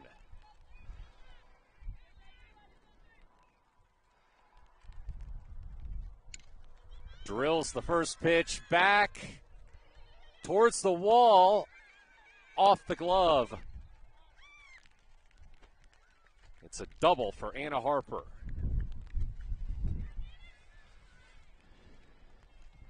And it brings up Samantha Moore, who is 0 for 2 this game. Harper has really hit the ball hard today. Deep to the outfield. Had one go over the wall for a home run. Wind might have helped keep this one in. Yeah. Made it a little bit harder to catch. It did kick up just a little bit.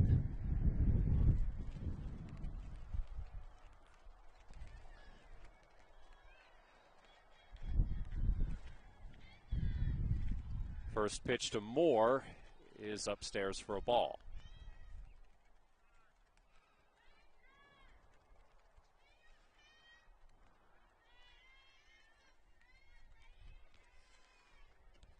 (1-0) fouled off. Couldn't decide whether to make the cut on that one. Just kind of gave it a little half swing. Maybe strike one.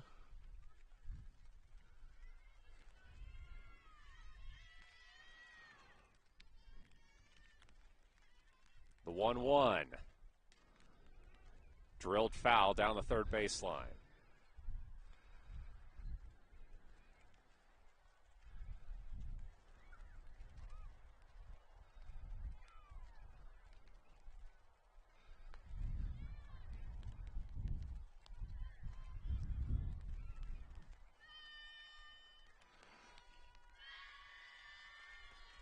The 1-2.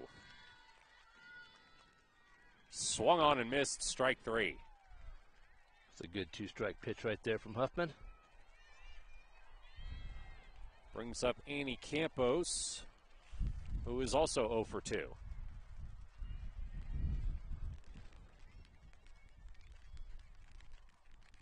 Takes the first pitch in the dirt. She has a couple of runners in scoring position, chance to get some more RBIs on the season. 1-0. Drilled fair down the third baseline. This will score 2.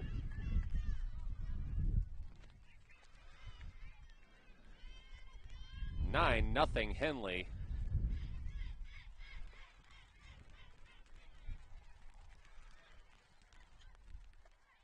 As Leliana Segura, who is 2 for 2 with a 2-run homer, will look to maybe get another one. Would be her 3rd of the day. Rocketed to the fence. It's going to stay in, but it will score a run.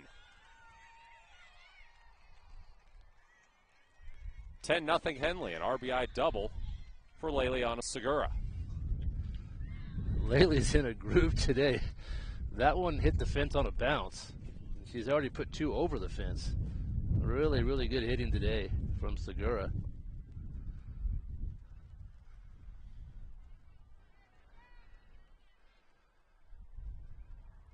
Bell Birch, 1 for 1.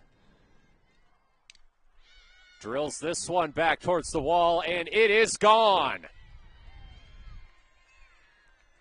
Bell Birch with her 2nd home run of the day.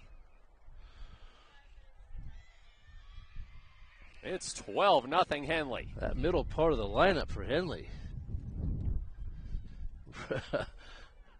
Really sending that ball out of the park. It's a good hitting.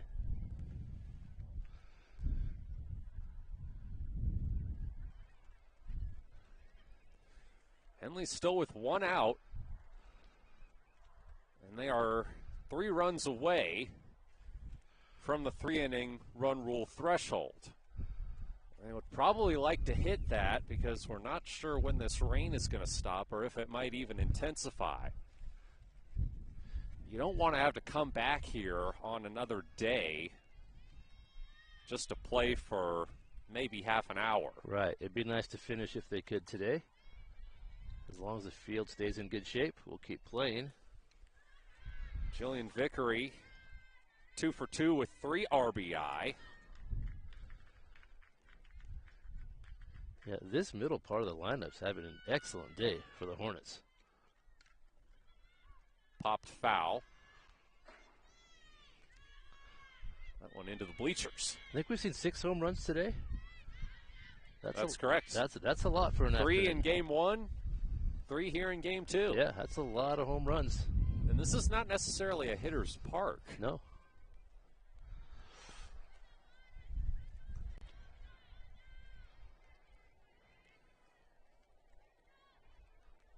One, swung on and missed.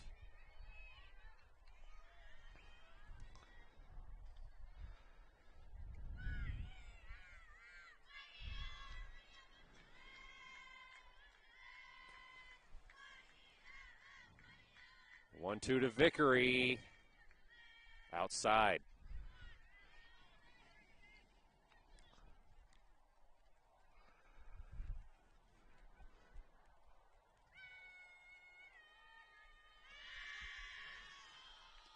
Two, swing and a miss, strike 3.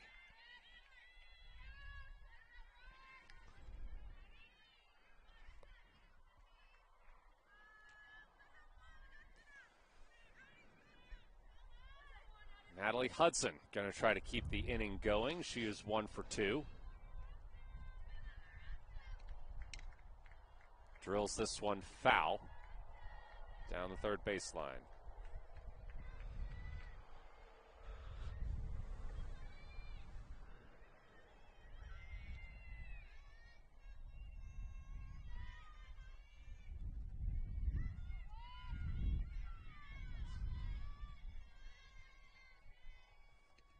0-1 to shallow, well, mid left field, and another great catch by Lassett Egbert, coming over from center to send us to the bottom of the third. Henley up 12-0 here on MyBasin. Thanks to Les Schwab Tires, I'm a confident backseat driver, but Mom's a little stressed about spending. Remember, deep breaths and watch your speed. Even though we're watching our wallets, Les Schwab is still watching out for our safety. So throw it here. During the Les Schwab Founders Celebration Sale, save up to $150 instantly on select sets of 4 tires. Les Schwab Tires, doing the right thing since 1952.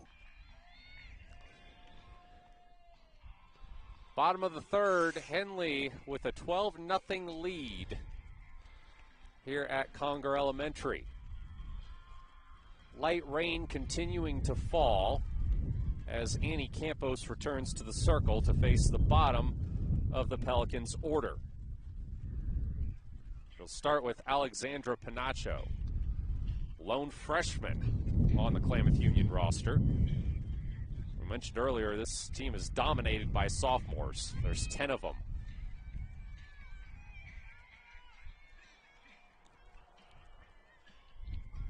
While they skew young,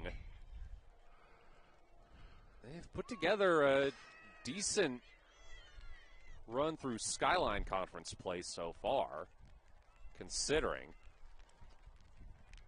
They're 3-7, but they have wins over Hidden Valley and Phoenix. The other one was over Mazama. They've shown improvement as the season has progressed, and that's really all you can ask for a young team. Yeah, they have done that. Swing and a miss, strike 2.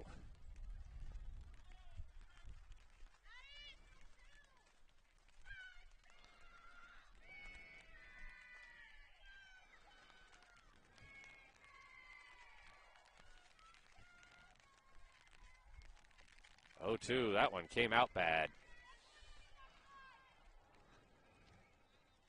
That's happened a few times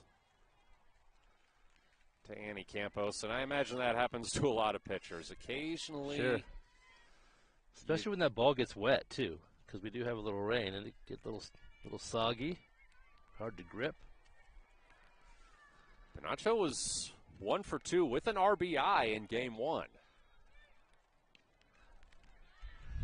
And she takes one upstairs.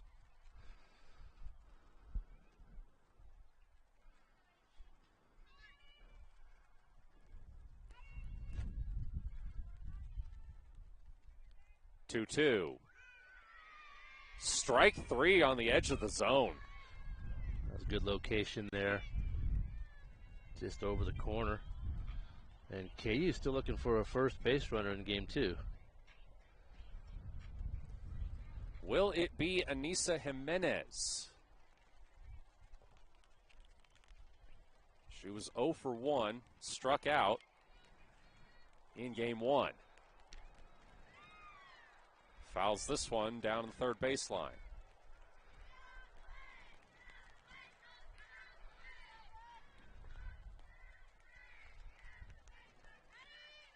We mentioned the rain because it's already happened before this season. They will suspend the game if the field's not deemed playable, so we'll keep an eye on that.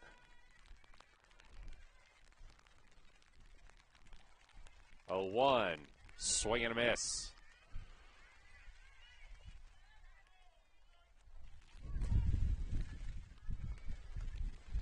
Yeah, it's coming down a little harder now. Yeah.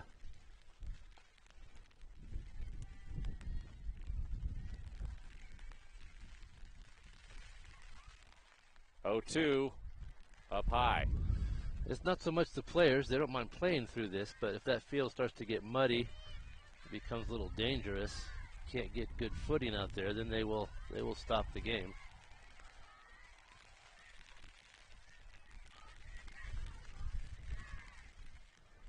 1-2 to Jimenez. That one's high.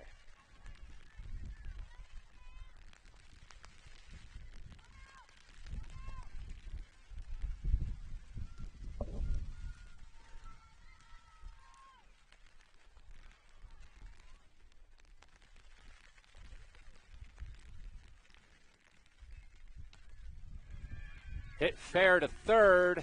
They'll get her at first.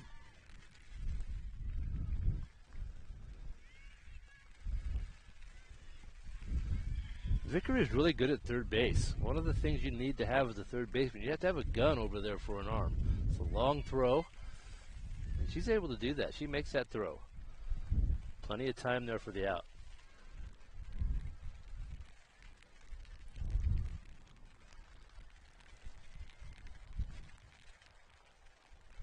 This will be Raylan Hernandez. Taking strike one.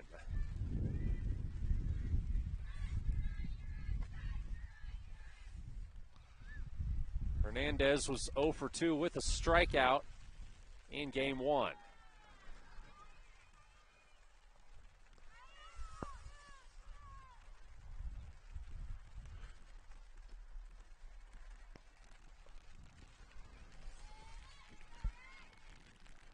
Swung on and missed, strike two.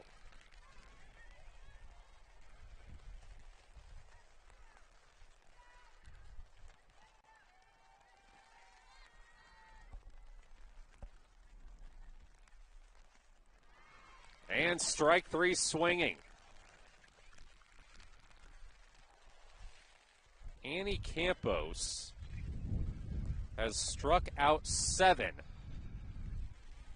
of the 9 batters she has faced. We'll see if this game continues in between innings.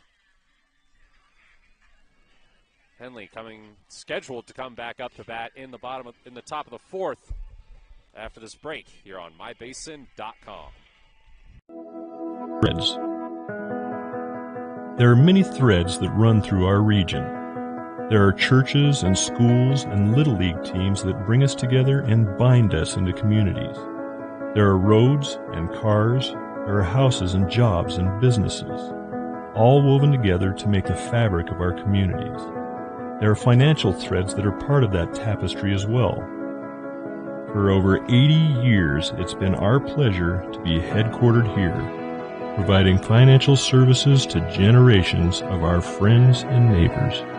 From that first savings account, to retirement planning, and all of the cars and houses and groceries in between, we keep your money local, investing it back into our communities, adding more threads to the fabric to make our communities stronger. Pacific Crest Federal Credit Union. Find your path.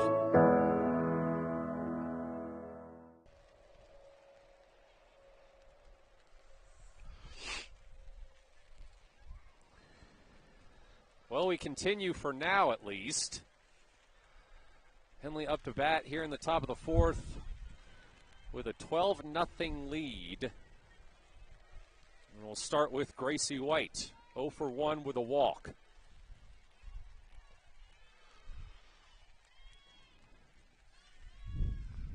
Low and outside the first pitch.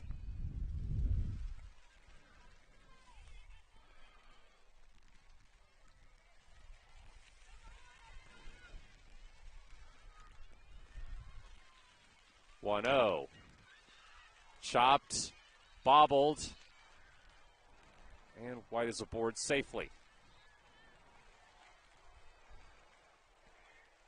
That took a bad hop there. Made it difficult to play. And Henley has their first runner aboard. You can see that infield's turning dark brown, Matt. We're getting close to starting to mud up in there.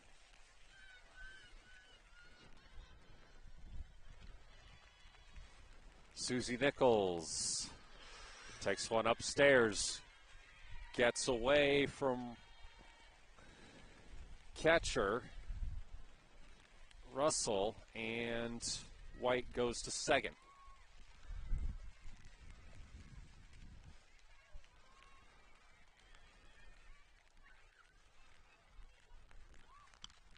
Nichols bats one up, caught in the circle.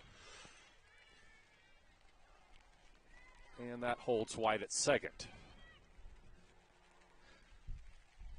Good base running by White.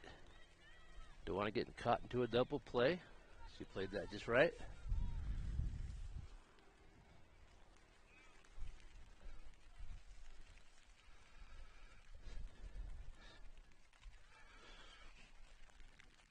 Anna Harper, 2 for 3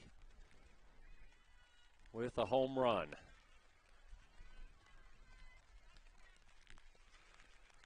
Next ball one.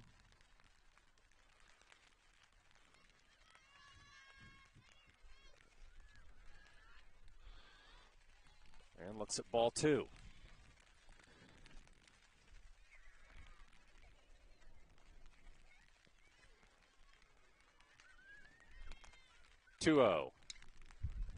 Popped up. They'll stay in the infield, and they make the catch. Out number 2. White still at second.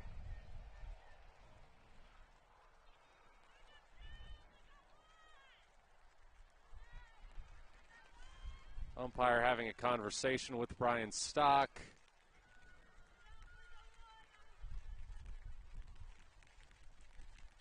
And heading back to the box.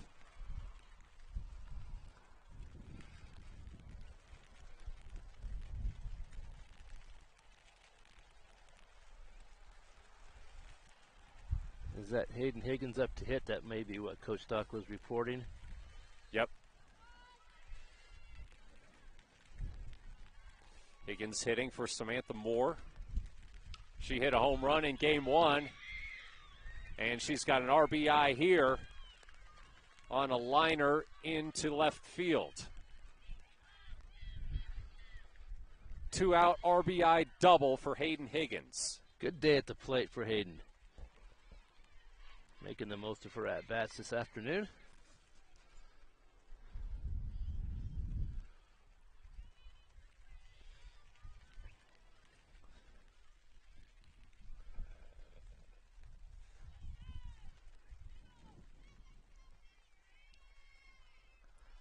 Annie Campos, 1 for 2 with 2 RBI.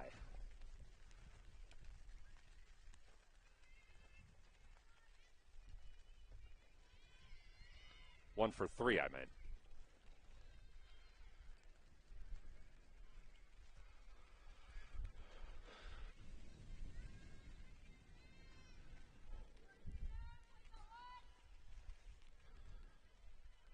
Two-oh. Called strike.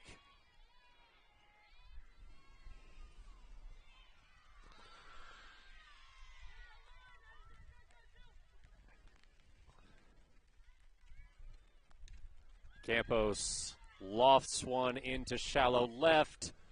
They can't make the catch, and another run comes in. So that's back-to-back 2-out RBI doubles.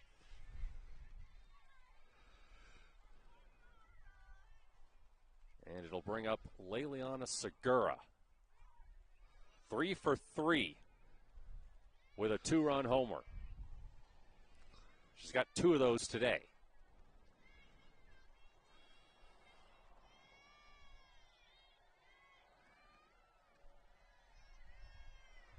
First pitch, a ball. Yeah, she doesn't want this day to end. She's having a good one.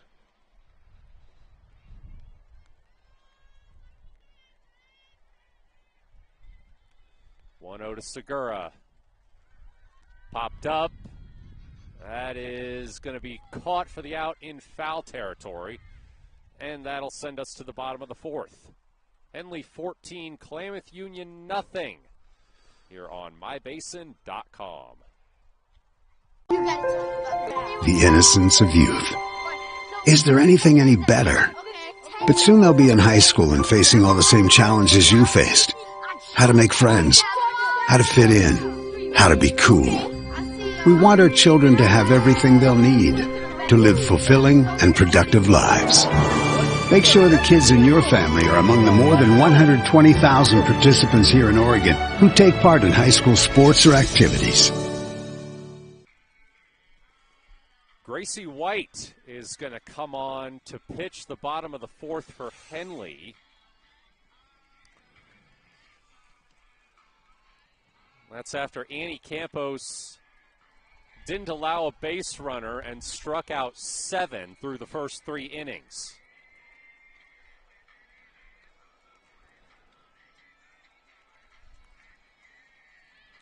White this season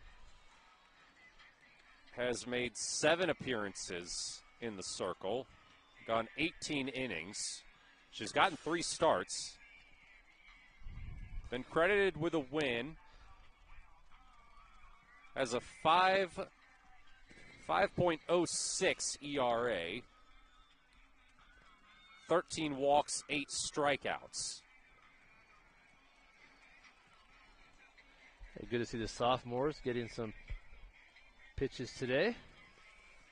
Yeah, her and Leliana Segura, it's probably going to be a tandem in the circle next year with Annie Campos set to graduate.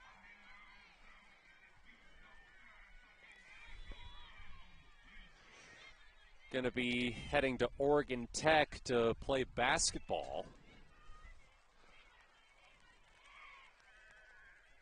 after guiding the Hornets to their first state title since 2012 on the hardwood this year.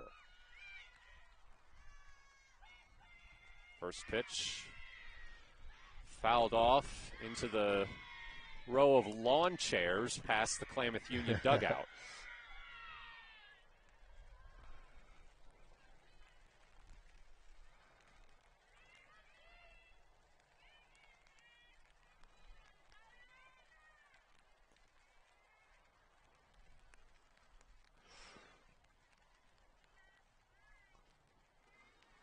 Oh, 1 fouled.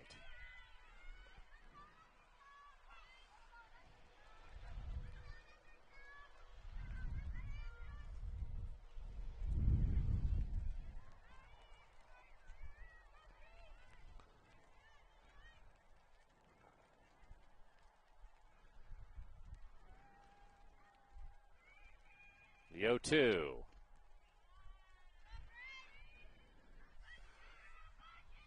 Good work by Gracie getting ahead in the count. Now see if she can get that strike 3 pitch.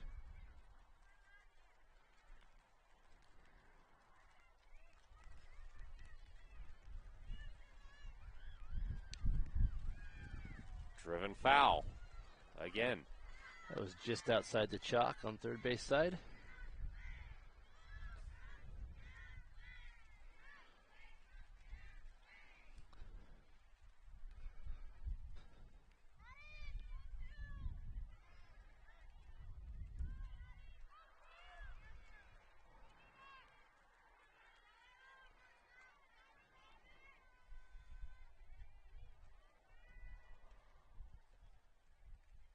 One, two, the count to Budden. Popped foul.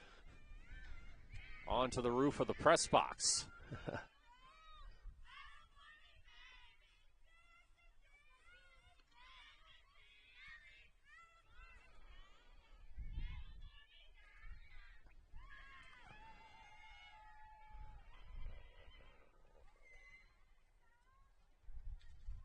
It's actually Dahlia Bunnell up to bat. She's got her hoodie on. We couldn't tell.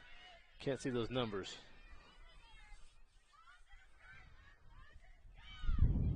The rain has stopped. So that's good as far as this game being completed goes.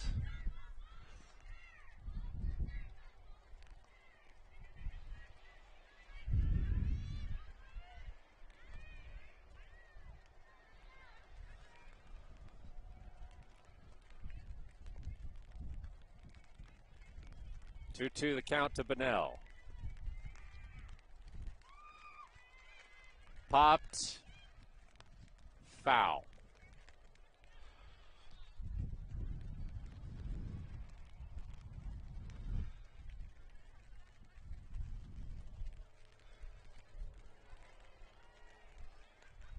As soon as I mentioned it stopped raining, Matt, it started again. So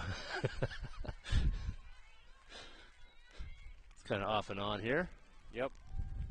Not heavy, though. No. Which is the good thing in terms of getting this game completed today.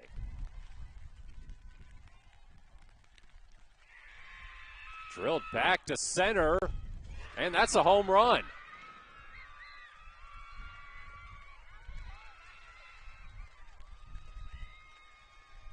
Dahlia Bonnell, a home run for Klamath Union. And for the second time today, the Pelicans get on the board. We've seen a lot of round trippers this afternoon. That's the first one on the KU side. That was well hit. 7th total home run of the day. Yeah.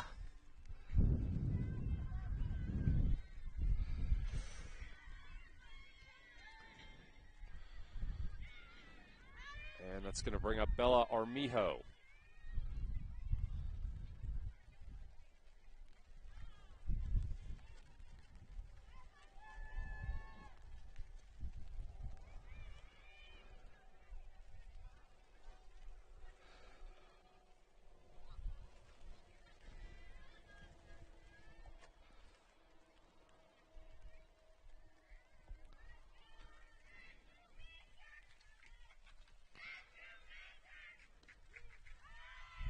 Called strike.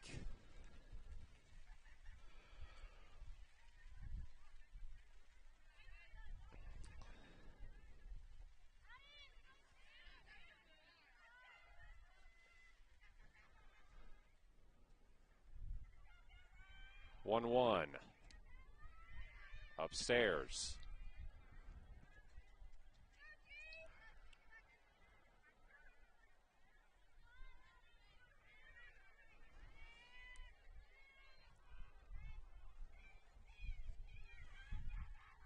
Two one. Called strike. Good pitch. Put that right in there.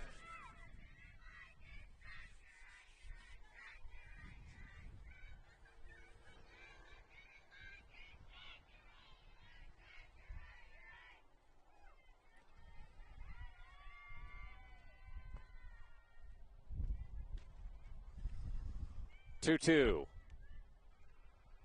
Fouled off.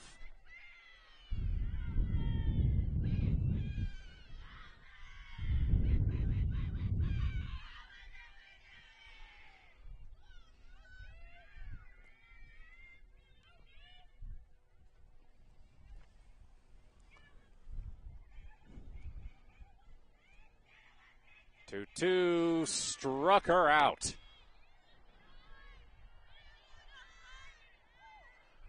Well done by White. Getting that third strike across for the out.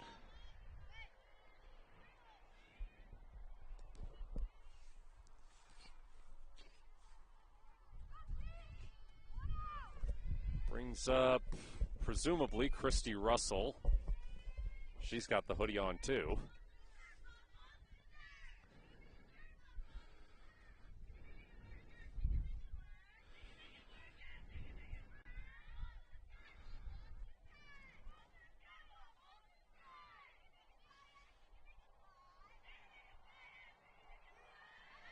That one inside, called strike.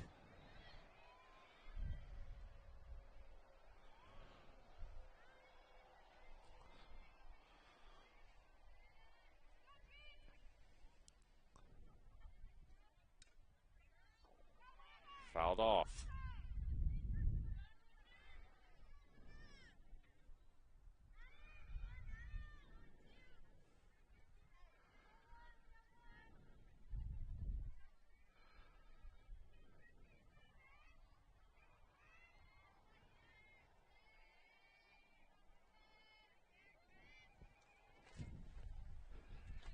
That one low. Good two-strike pitch there. Not quite. Strike three.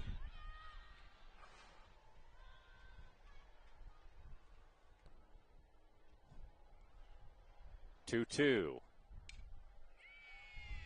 Drilled foul, barely, down the third baseline.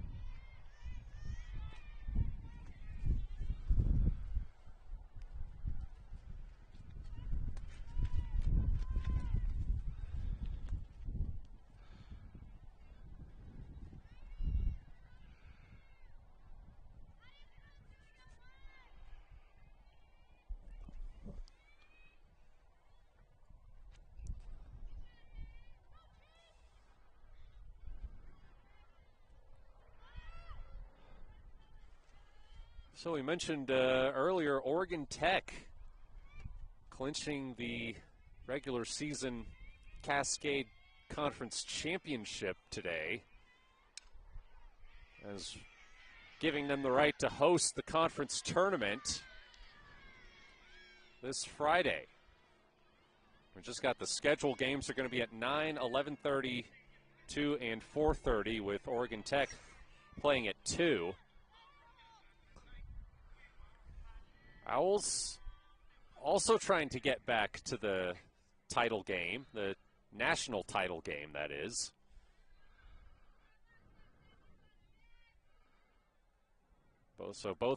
Both Henley and Oregon Tech looking for some redemption on the big stage this season.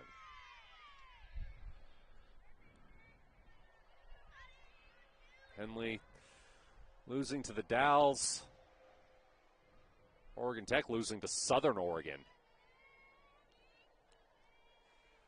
Makes the state look pretty good when both teams in the national championship game are right here. Yeah, I was just thinking that. Good softball played in Oregon. Henley's represented on that Oregon Tech team. They've had a lot of players go through there. They got the Mick sisters, Kayla and Malia, as well as their dad, former Henley head coach Bobby Mick. Absolutely.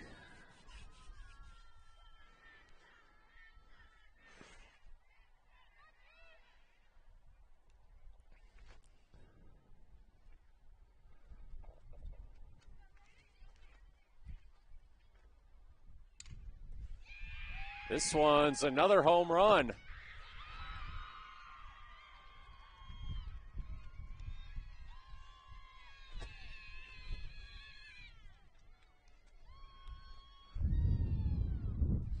Klamath Union with a couple dingers here in the bottom of the fourth.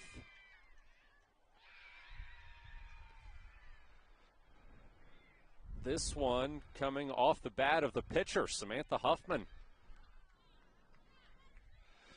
We've mentioned KU has won some games in league. They've split with the likes of Hidden Valley and Phoenix, so they do have some offense.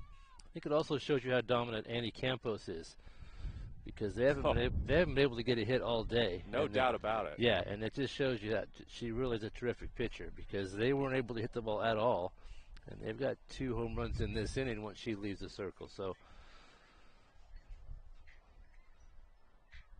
puts it all into perspective just a little bit.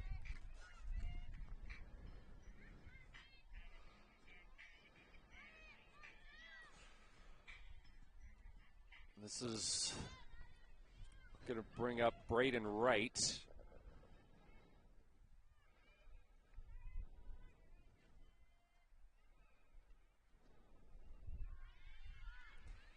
Takes ball 1.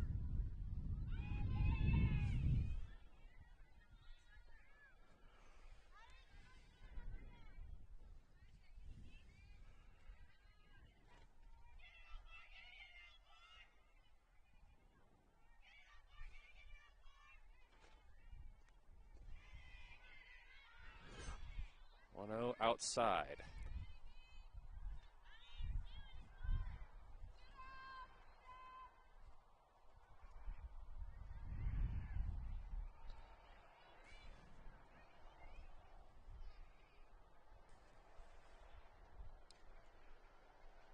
That one fouled.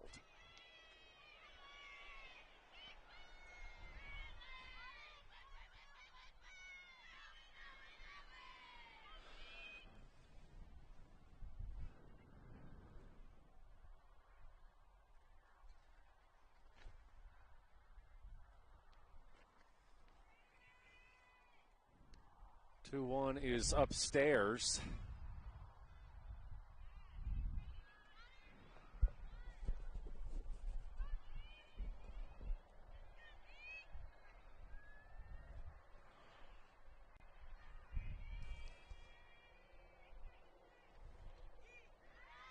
A called strike. Good location on that outside corner. Gracie White a strike away from getting out of the inning.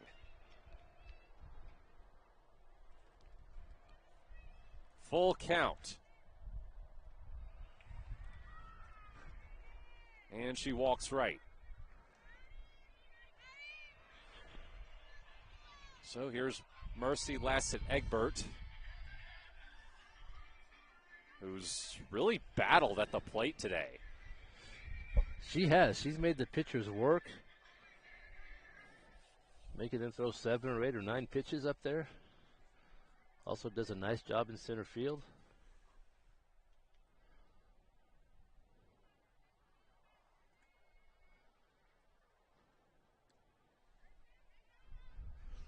Takes the first one low.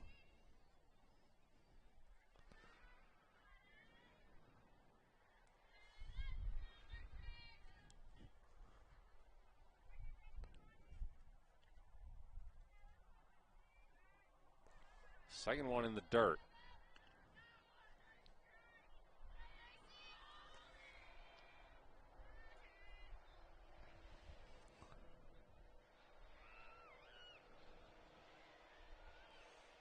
NFL draft wrapping up today, and we've seen a lot of guys from Oregon and Oregon State come off the board in the later rounds. Troy Franklin, Kyrie Jackson, Brandon Dorless, Evan Williams, and Bucky Irving, all from Oregon, going in the 4th round.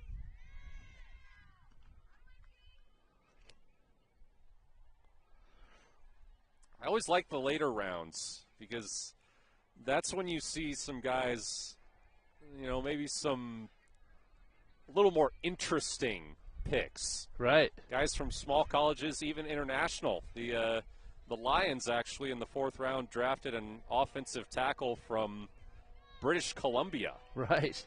Who British Columbia actually an opponent of Oregon Tech in the Cascade Conference for baseball and softball. And in football, of course, they play in the Canadian NCAA U Sports.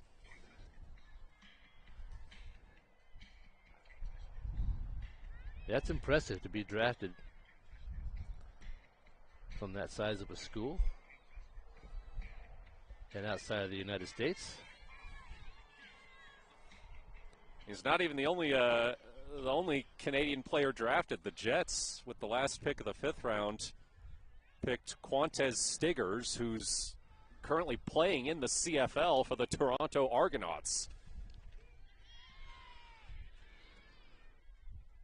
He had 5 interceptions for them last year. That's not something you see very often. A player already playing in the CFL get drafted to the NFL. Right.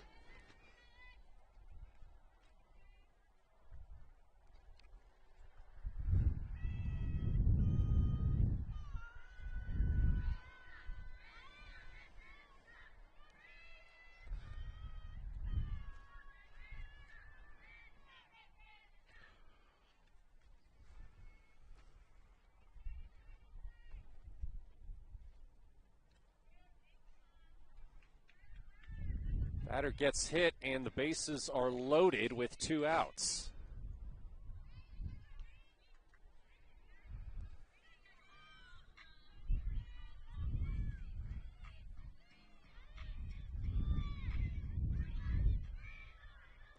That was Alex Pinacho getting plunked there.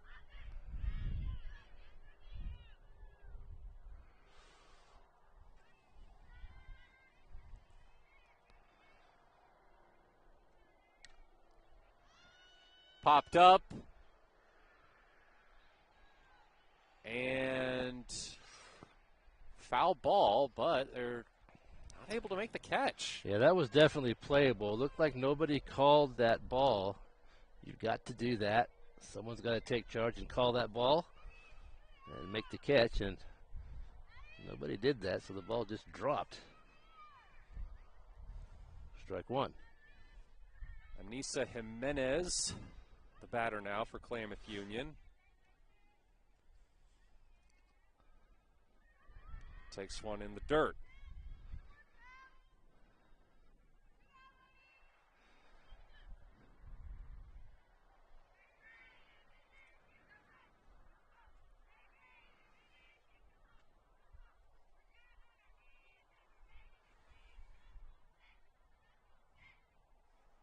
One. Strike two.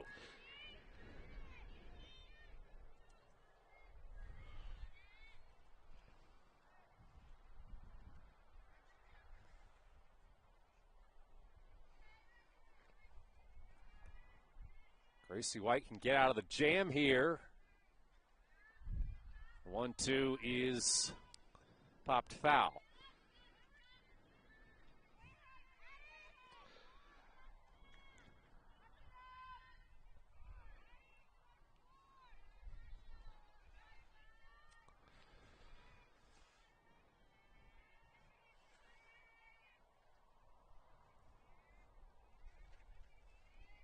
One, two, called, strike three.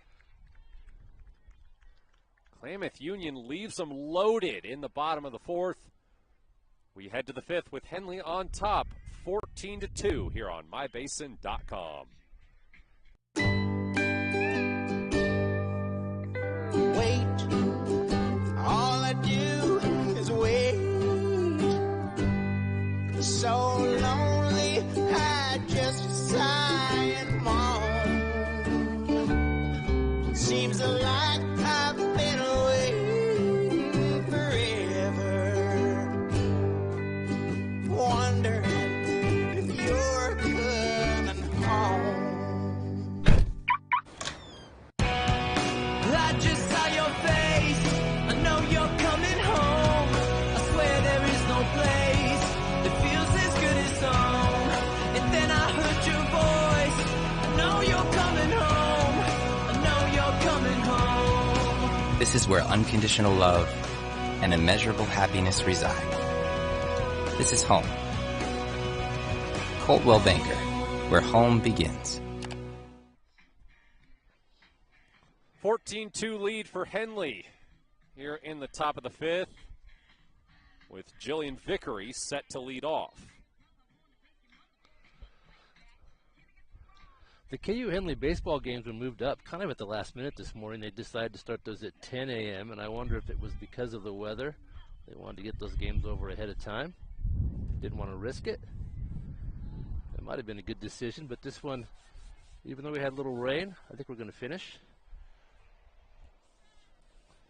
It worked out for both teams.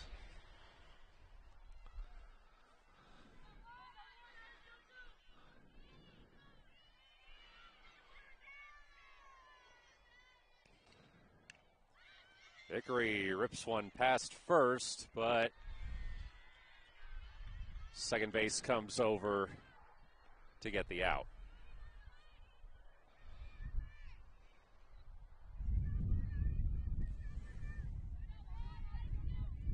So it's Natalie Hudson.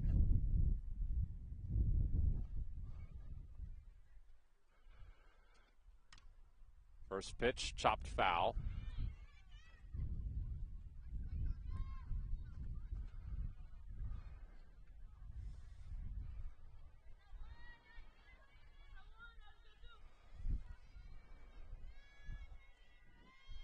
The 0-1 in the dirt.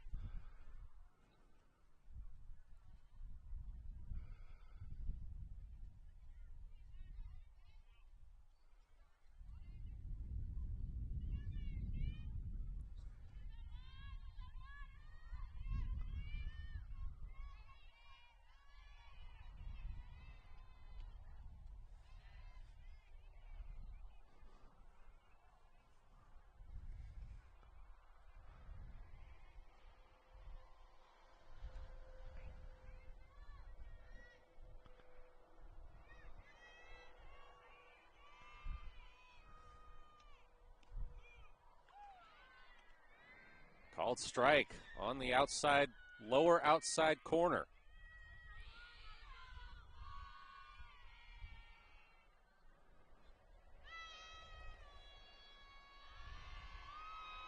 One, two, swung on and missed. Strike three.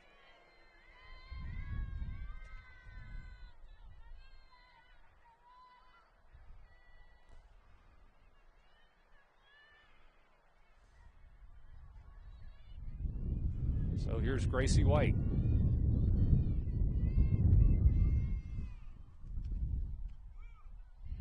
Takes strike one.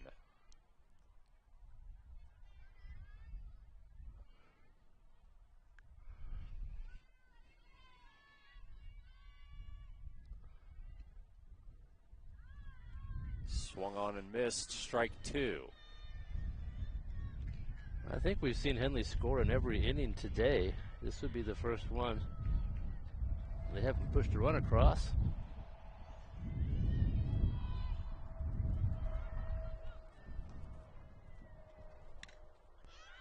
Popped up into center. Catch is made for the out. That was actually Natalie Hudson flying out there. And it sends us to the bottom of the fifth. Henley, 3 outs away from clinching a share of the Skyline Conference Championship. Matt Bowling here alongside Kevin Petrick. You're watching Hornets softball on mybasin.com. Sports was kind of what defined me as a person. I loved to play every sport I could possibly play. The Abbeys was really the family stomping ground for all of our community. Saturday afternoon, soccer tournaments, we'd head over to Abbeys afterwards. And then when we got up into middle school, on our way home, we'd stop at Abbeys after basketball games. When I go home, I want to see 2 things when I drive through Winston. I want to see my Abbeys, and I want to see my high school.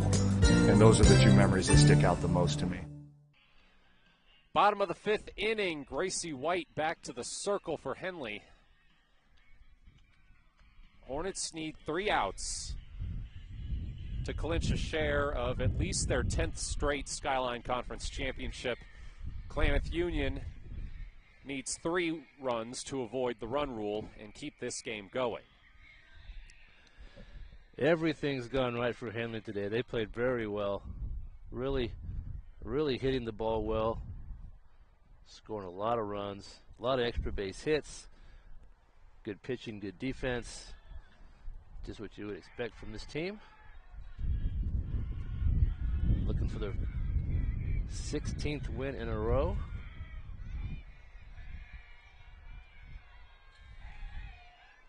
Raylan Hernandez leading off for Klamath Union.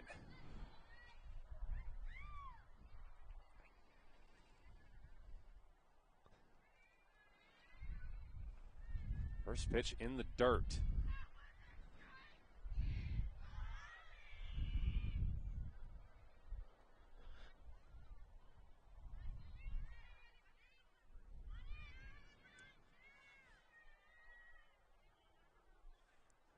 One 0.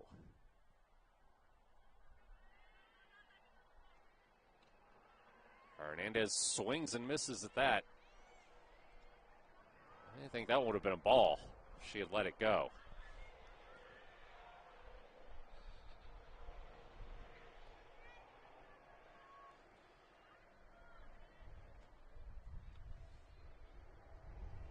One outside.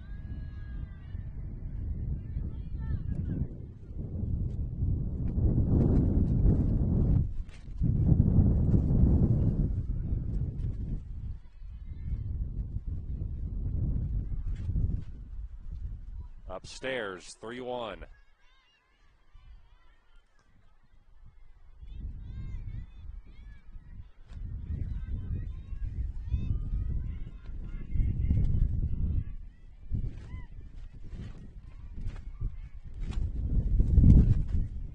Swung on and missed, strike 2.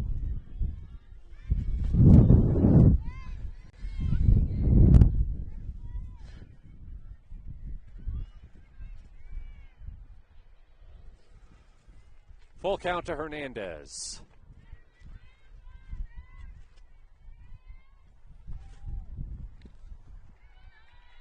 And she walks. That pitch just sailed a bit out of the strike zone.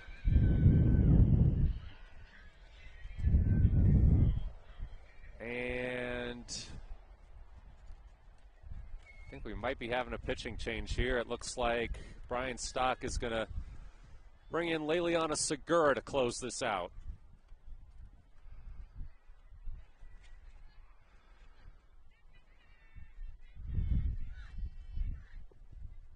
Laley had a good outing earlier in game one. She pitched a little bit. Yeah, pitched the fifth and final inning of game one. Didn't allow a hit, walked one, struck out one.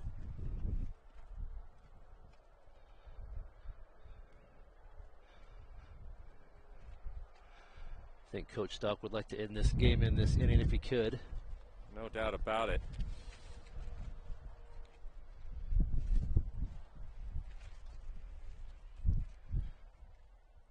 Pick up the win, keep your team healthy, get out of the weather, and head to next week.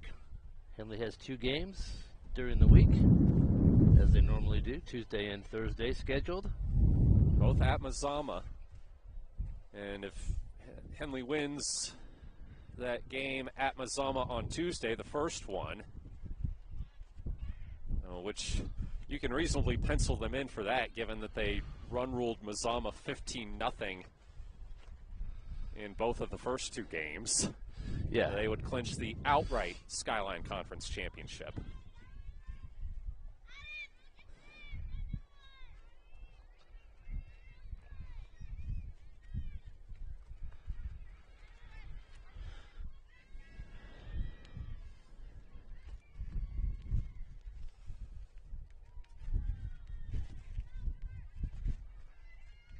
Pass ball, but the runner stays.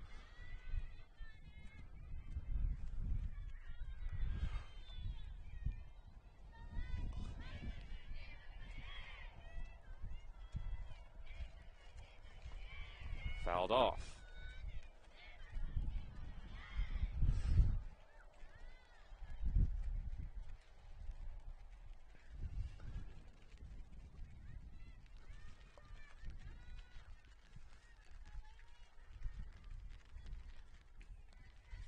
One. Popped up, shallow left, third base, foul. It drifted foul. Hickory was not able to track that one down. It was a tough one. Yeah. Over there in foul territory in front of the KU bench. 2 strikes on the hitter. 1-2. In the dirt. Runner goes to second, and she's safe. The runner kind of hesitated, and then Birch kind of hesitated, and they both decided to go to second, and the runner beat the throw.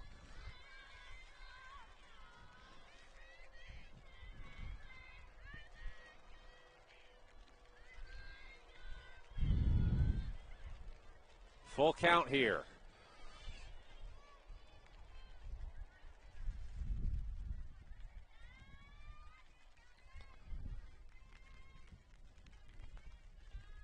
Into the backstop. Runner goes to third. They'll get her out. Back to second. Runner trying to advance. It's bobbled, and she'll be safe. Henley does get the lead runner out, though. So Hornets 2 away from ending this game. That was a great play by Bill Birch behind the plate. She didn't hesitate at all. Even though the batter had drawn a walk, she came right out of her stance and threw it right down to third. Made a good throw, got the out. Segura delivers strike 1. Rain picking back up.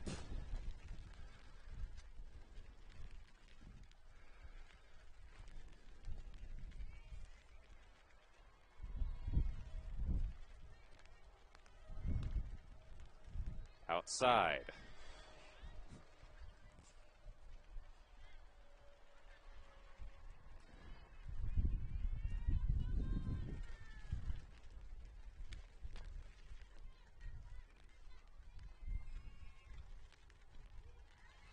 Called strike 2. Good location on that pitch.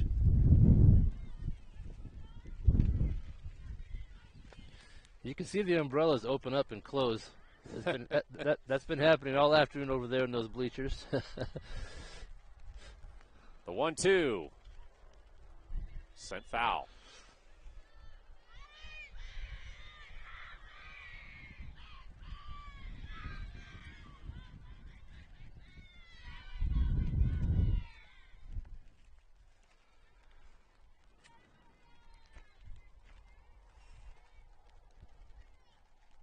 Tipped foul. Almost able to get it past her for strike 3. He's got a piece of it. Still a 1-2 count.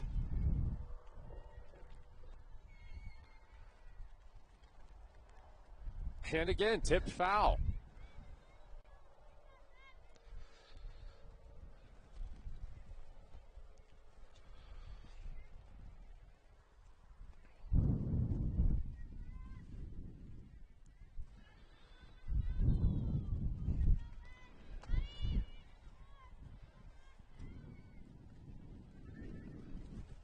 Got to clean off home plate every once in a while.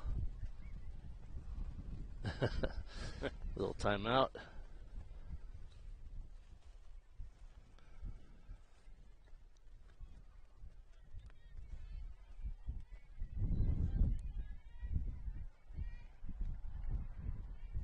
The 1-2. In the dirt, runner goes to third. She's safe. That was really close. Good throw. The ball was put right where the tag needed to be. That's what you want to see from a catcher. That throw was right on line, but just not quite in time.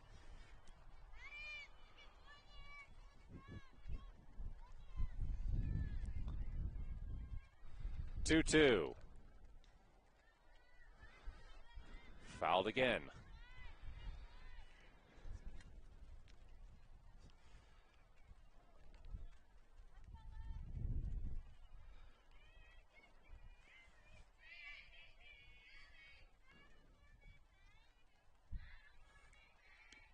That's a good pitch. Strike 3 looking. Good 2-strike pitch. The outside part of the plate. Henley 1 out away.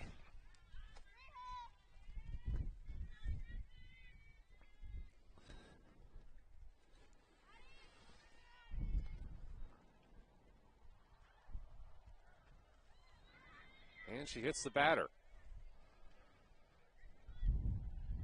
We can't tell who anyone is on Klamath Union because they've all got hoodies on, and Game Changer has stopped updating again. It's hard to tell who's who. Yeah. Runners on the corners, 2 out. Henley just needs 1 to end this game.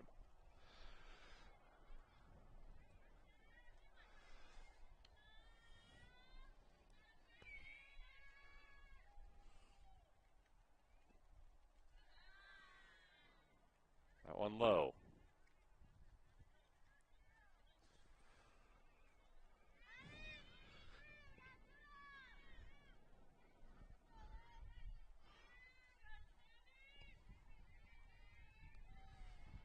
One-oh. Hit towards second.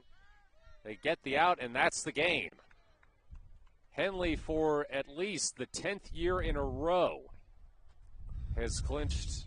Will have a share of the Skyline Conference Championship, and they will have a chance to clinch the title outright on Tuesday at Mazama. Not a whole lot to say about these two games, Kevin. The hitting from Henley was on full display, but we saw a bit of improvement from Klamath Union from the first two times these teams played this season. Yeah, I would agree. Klamath Union's playing better, and against the other Skyline opponents, they will have a chance to make some noise in the conference standings. So they still have a lot to play for. All right, that's all for us here at Conger Elementary. For my partner, Kevin Petrick, I'm Matt Bowling. We appreciate you spending your Saturday with us, and we hope to see you on Tuesday. Henley at Mazama. That game scheduled for a 5 o'clock start. Hornets looking to wrap up the outright Skyline Conference Championship. You've been watching Henley Softball on mybasin.com.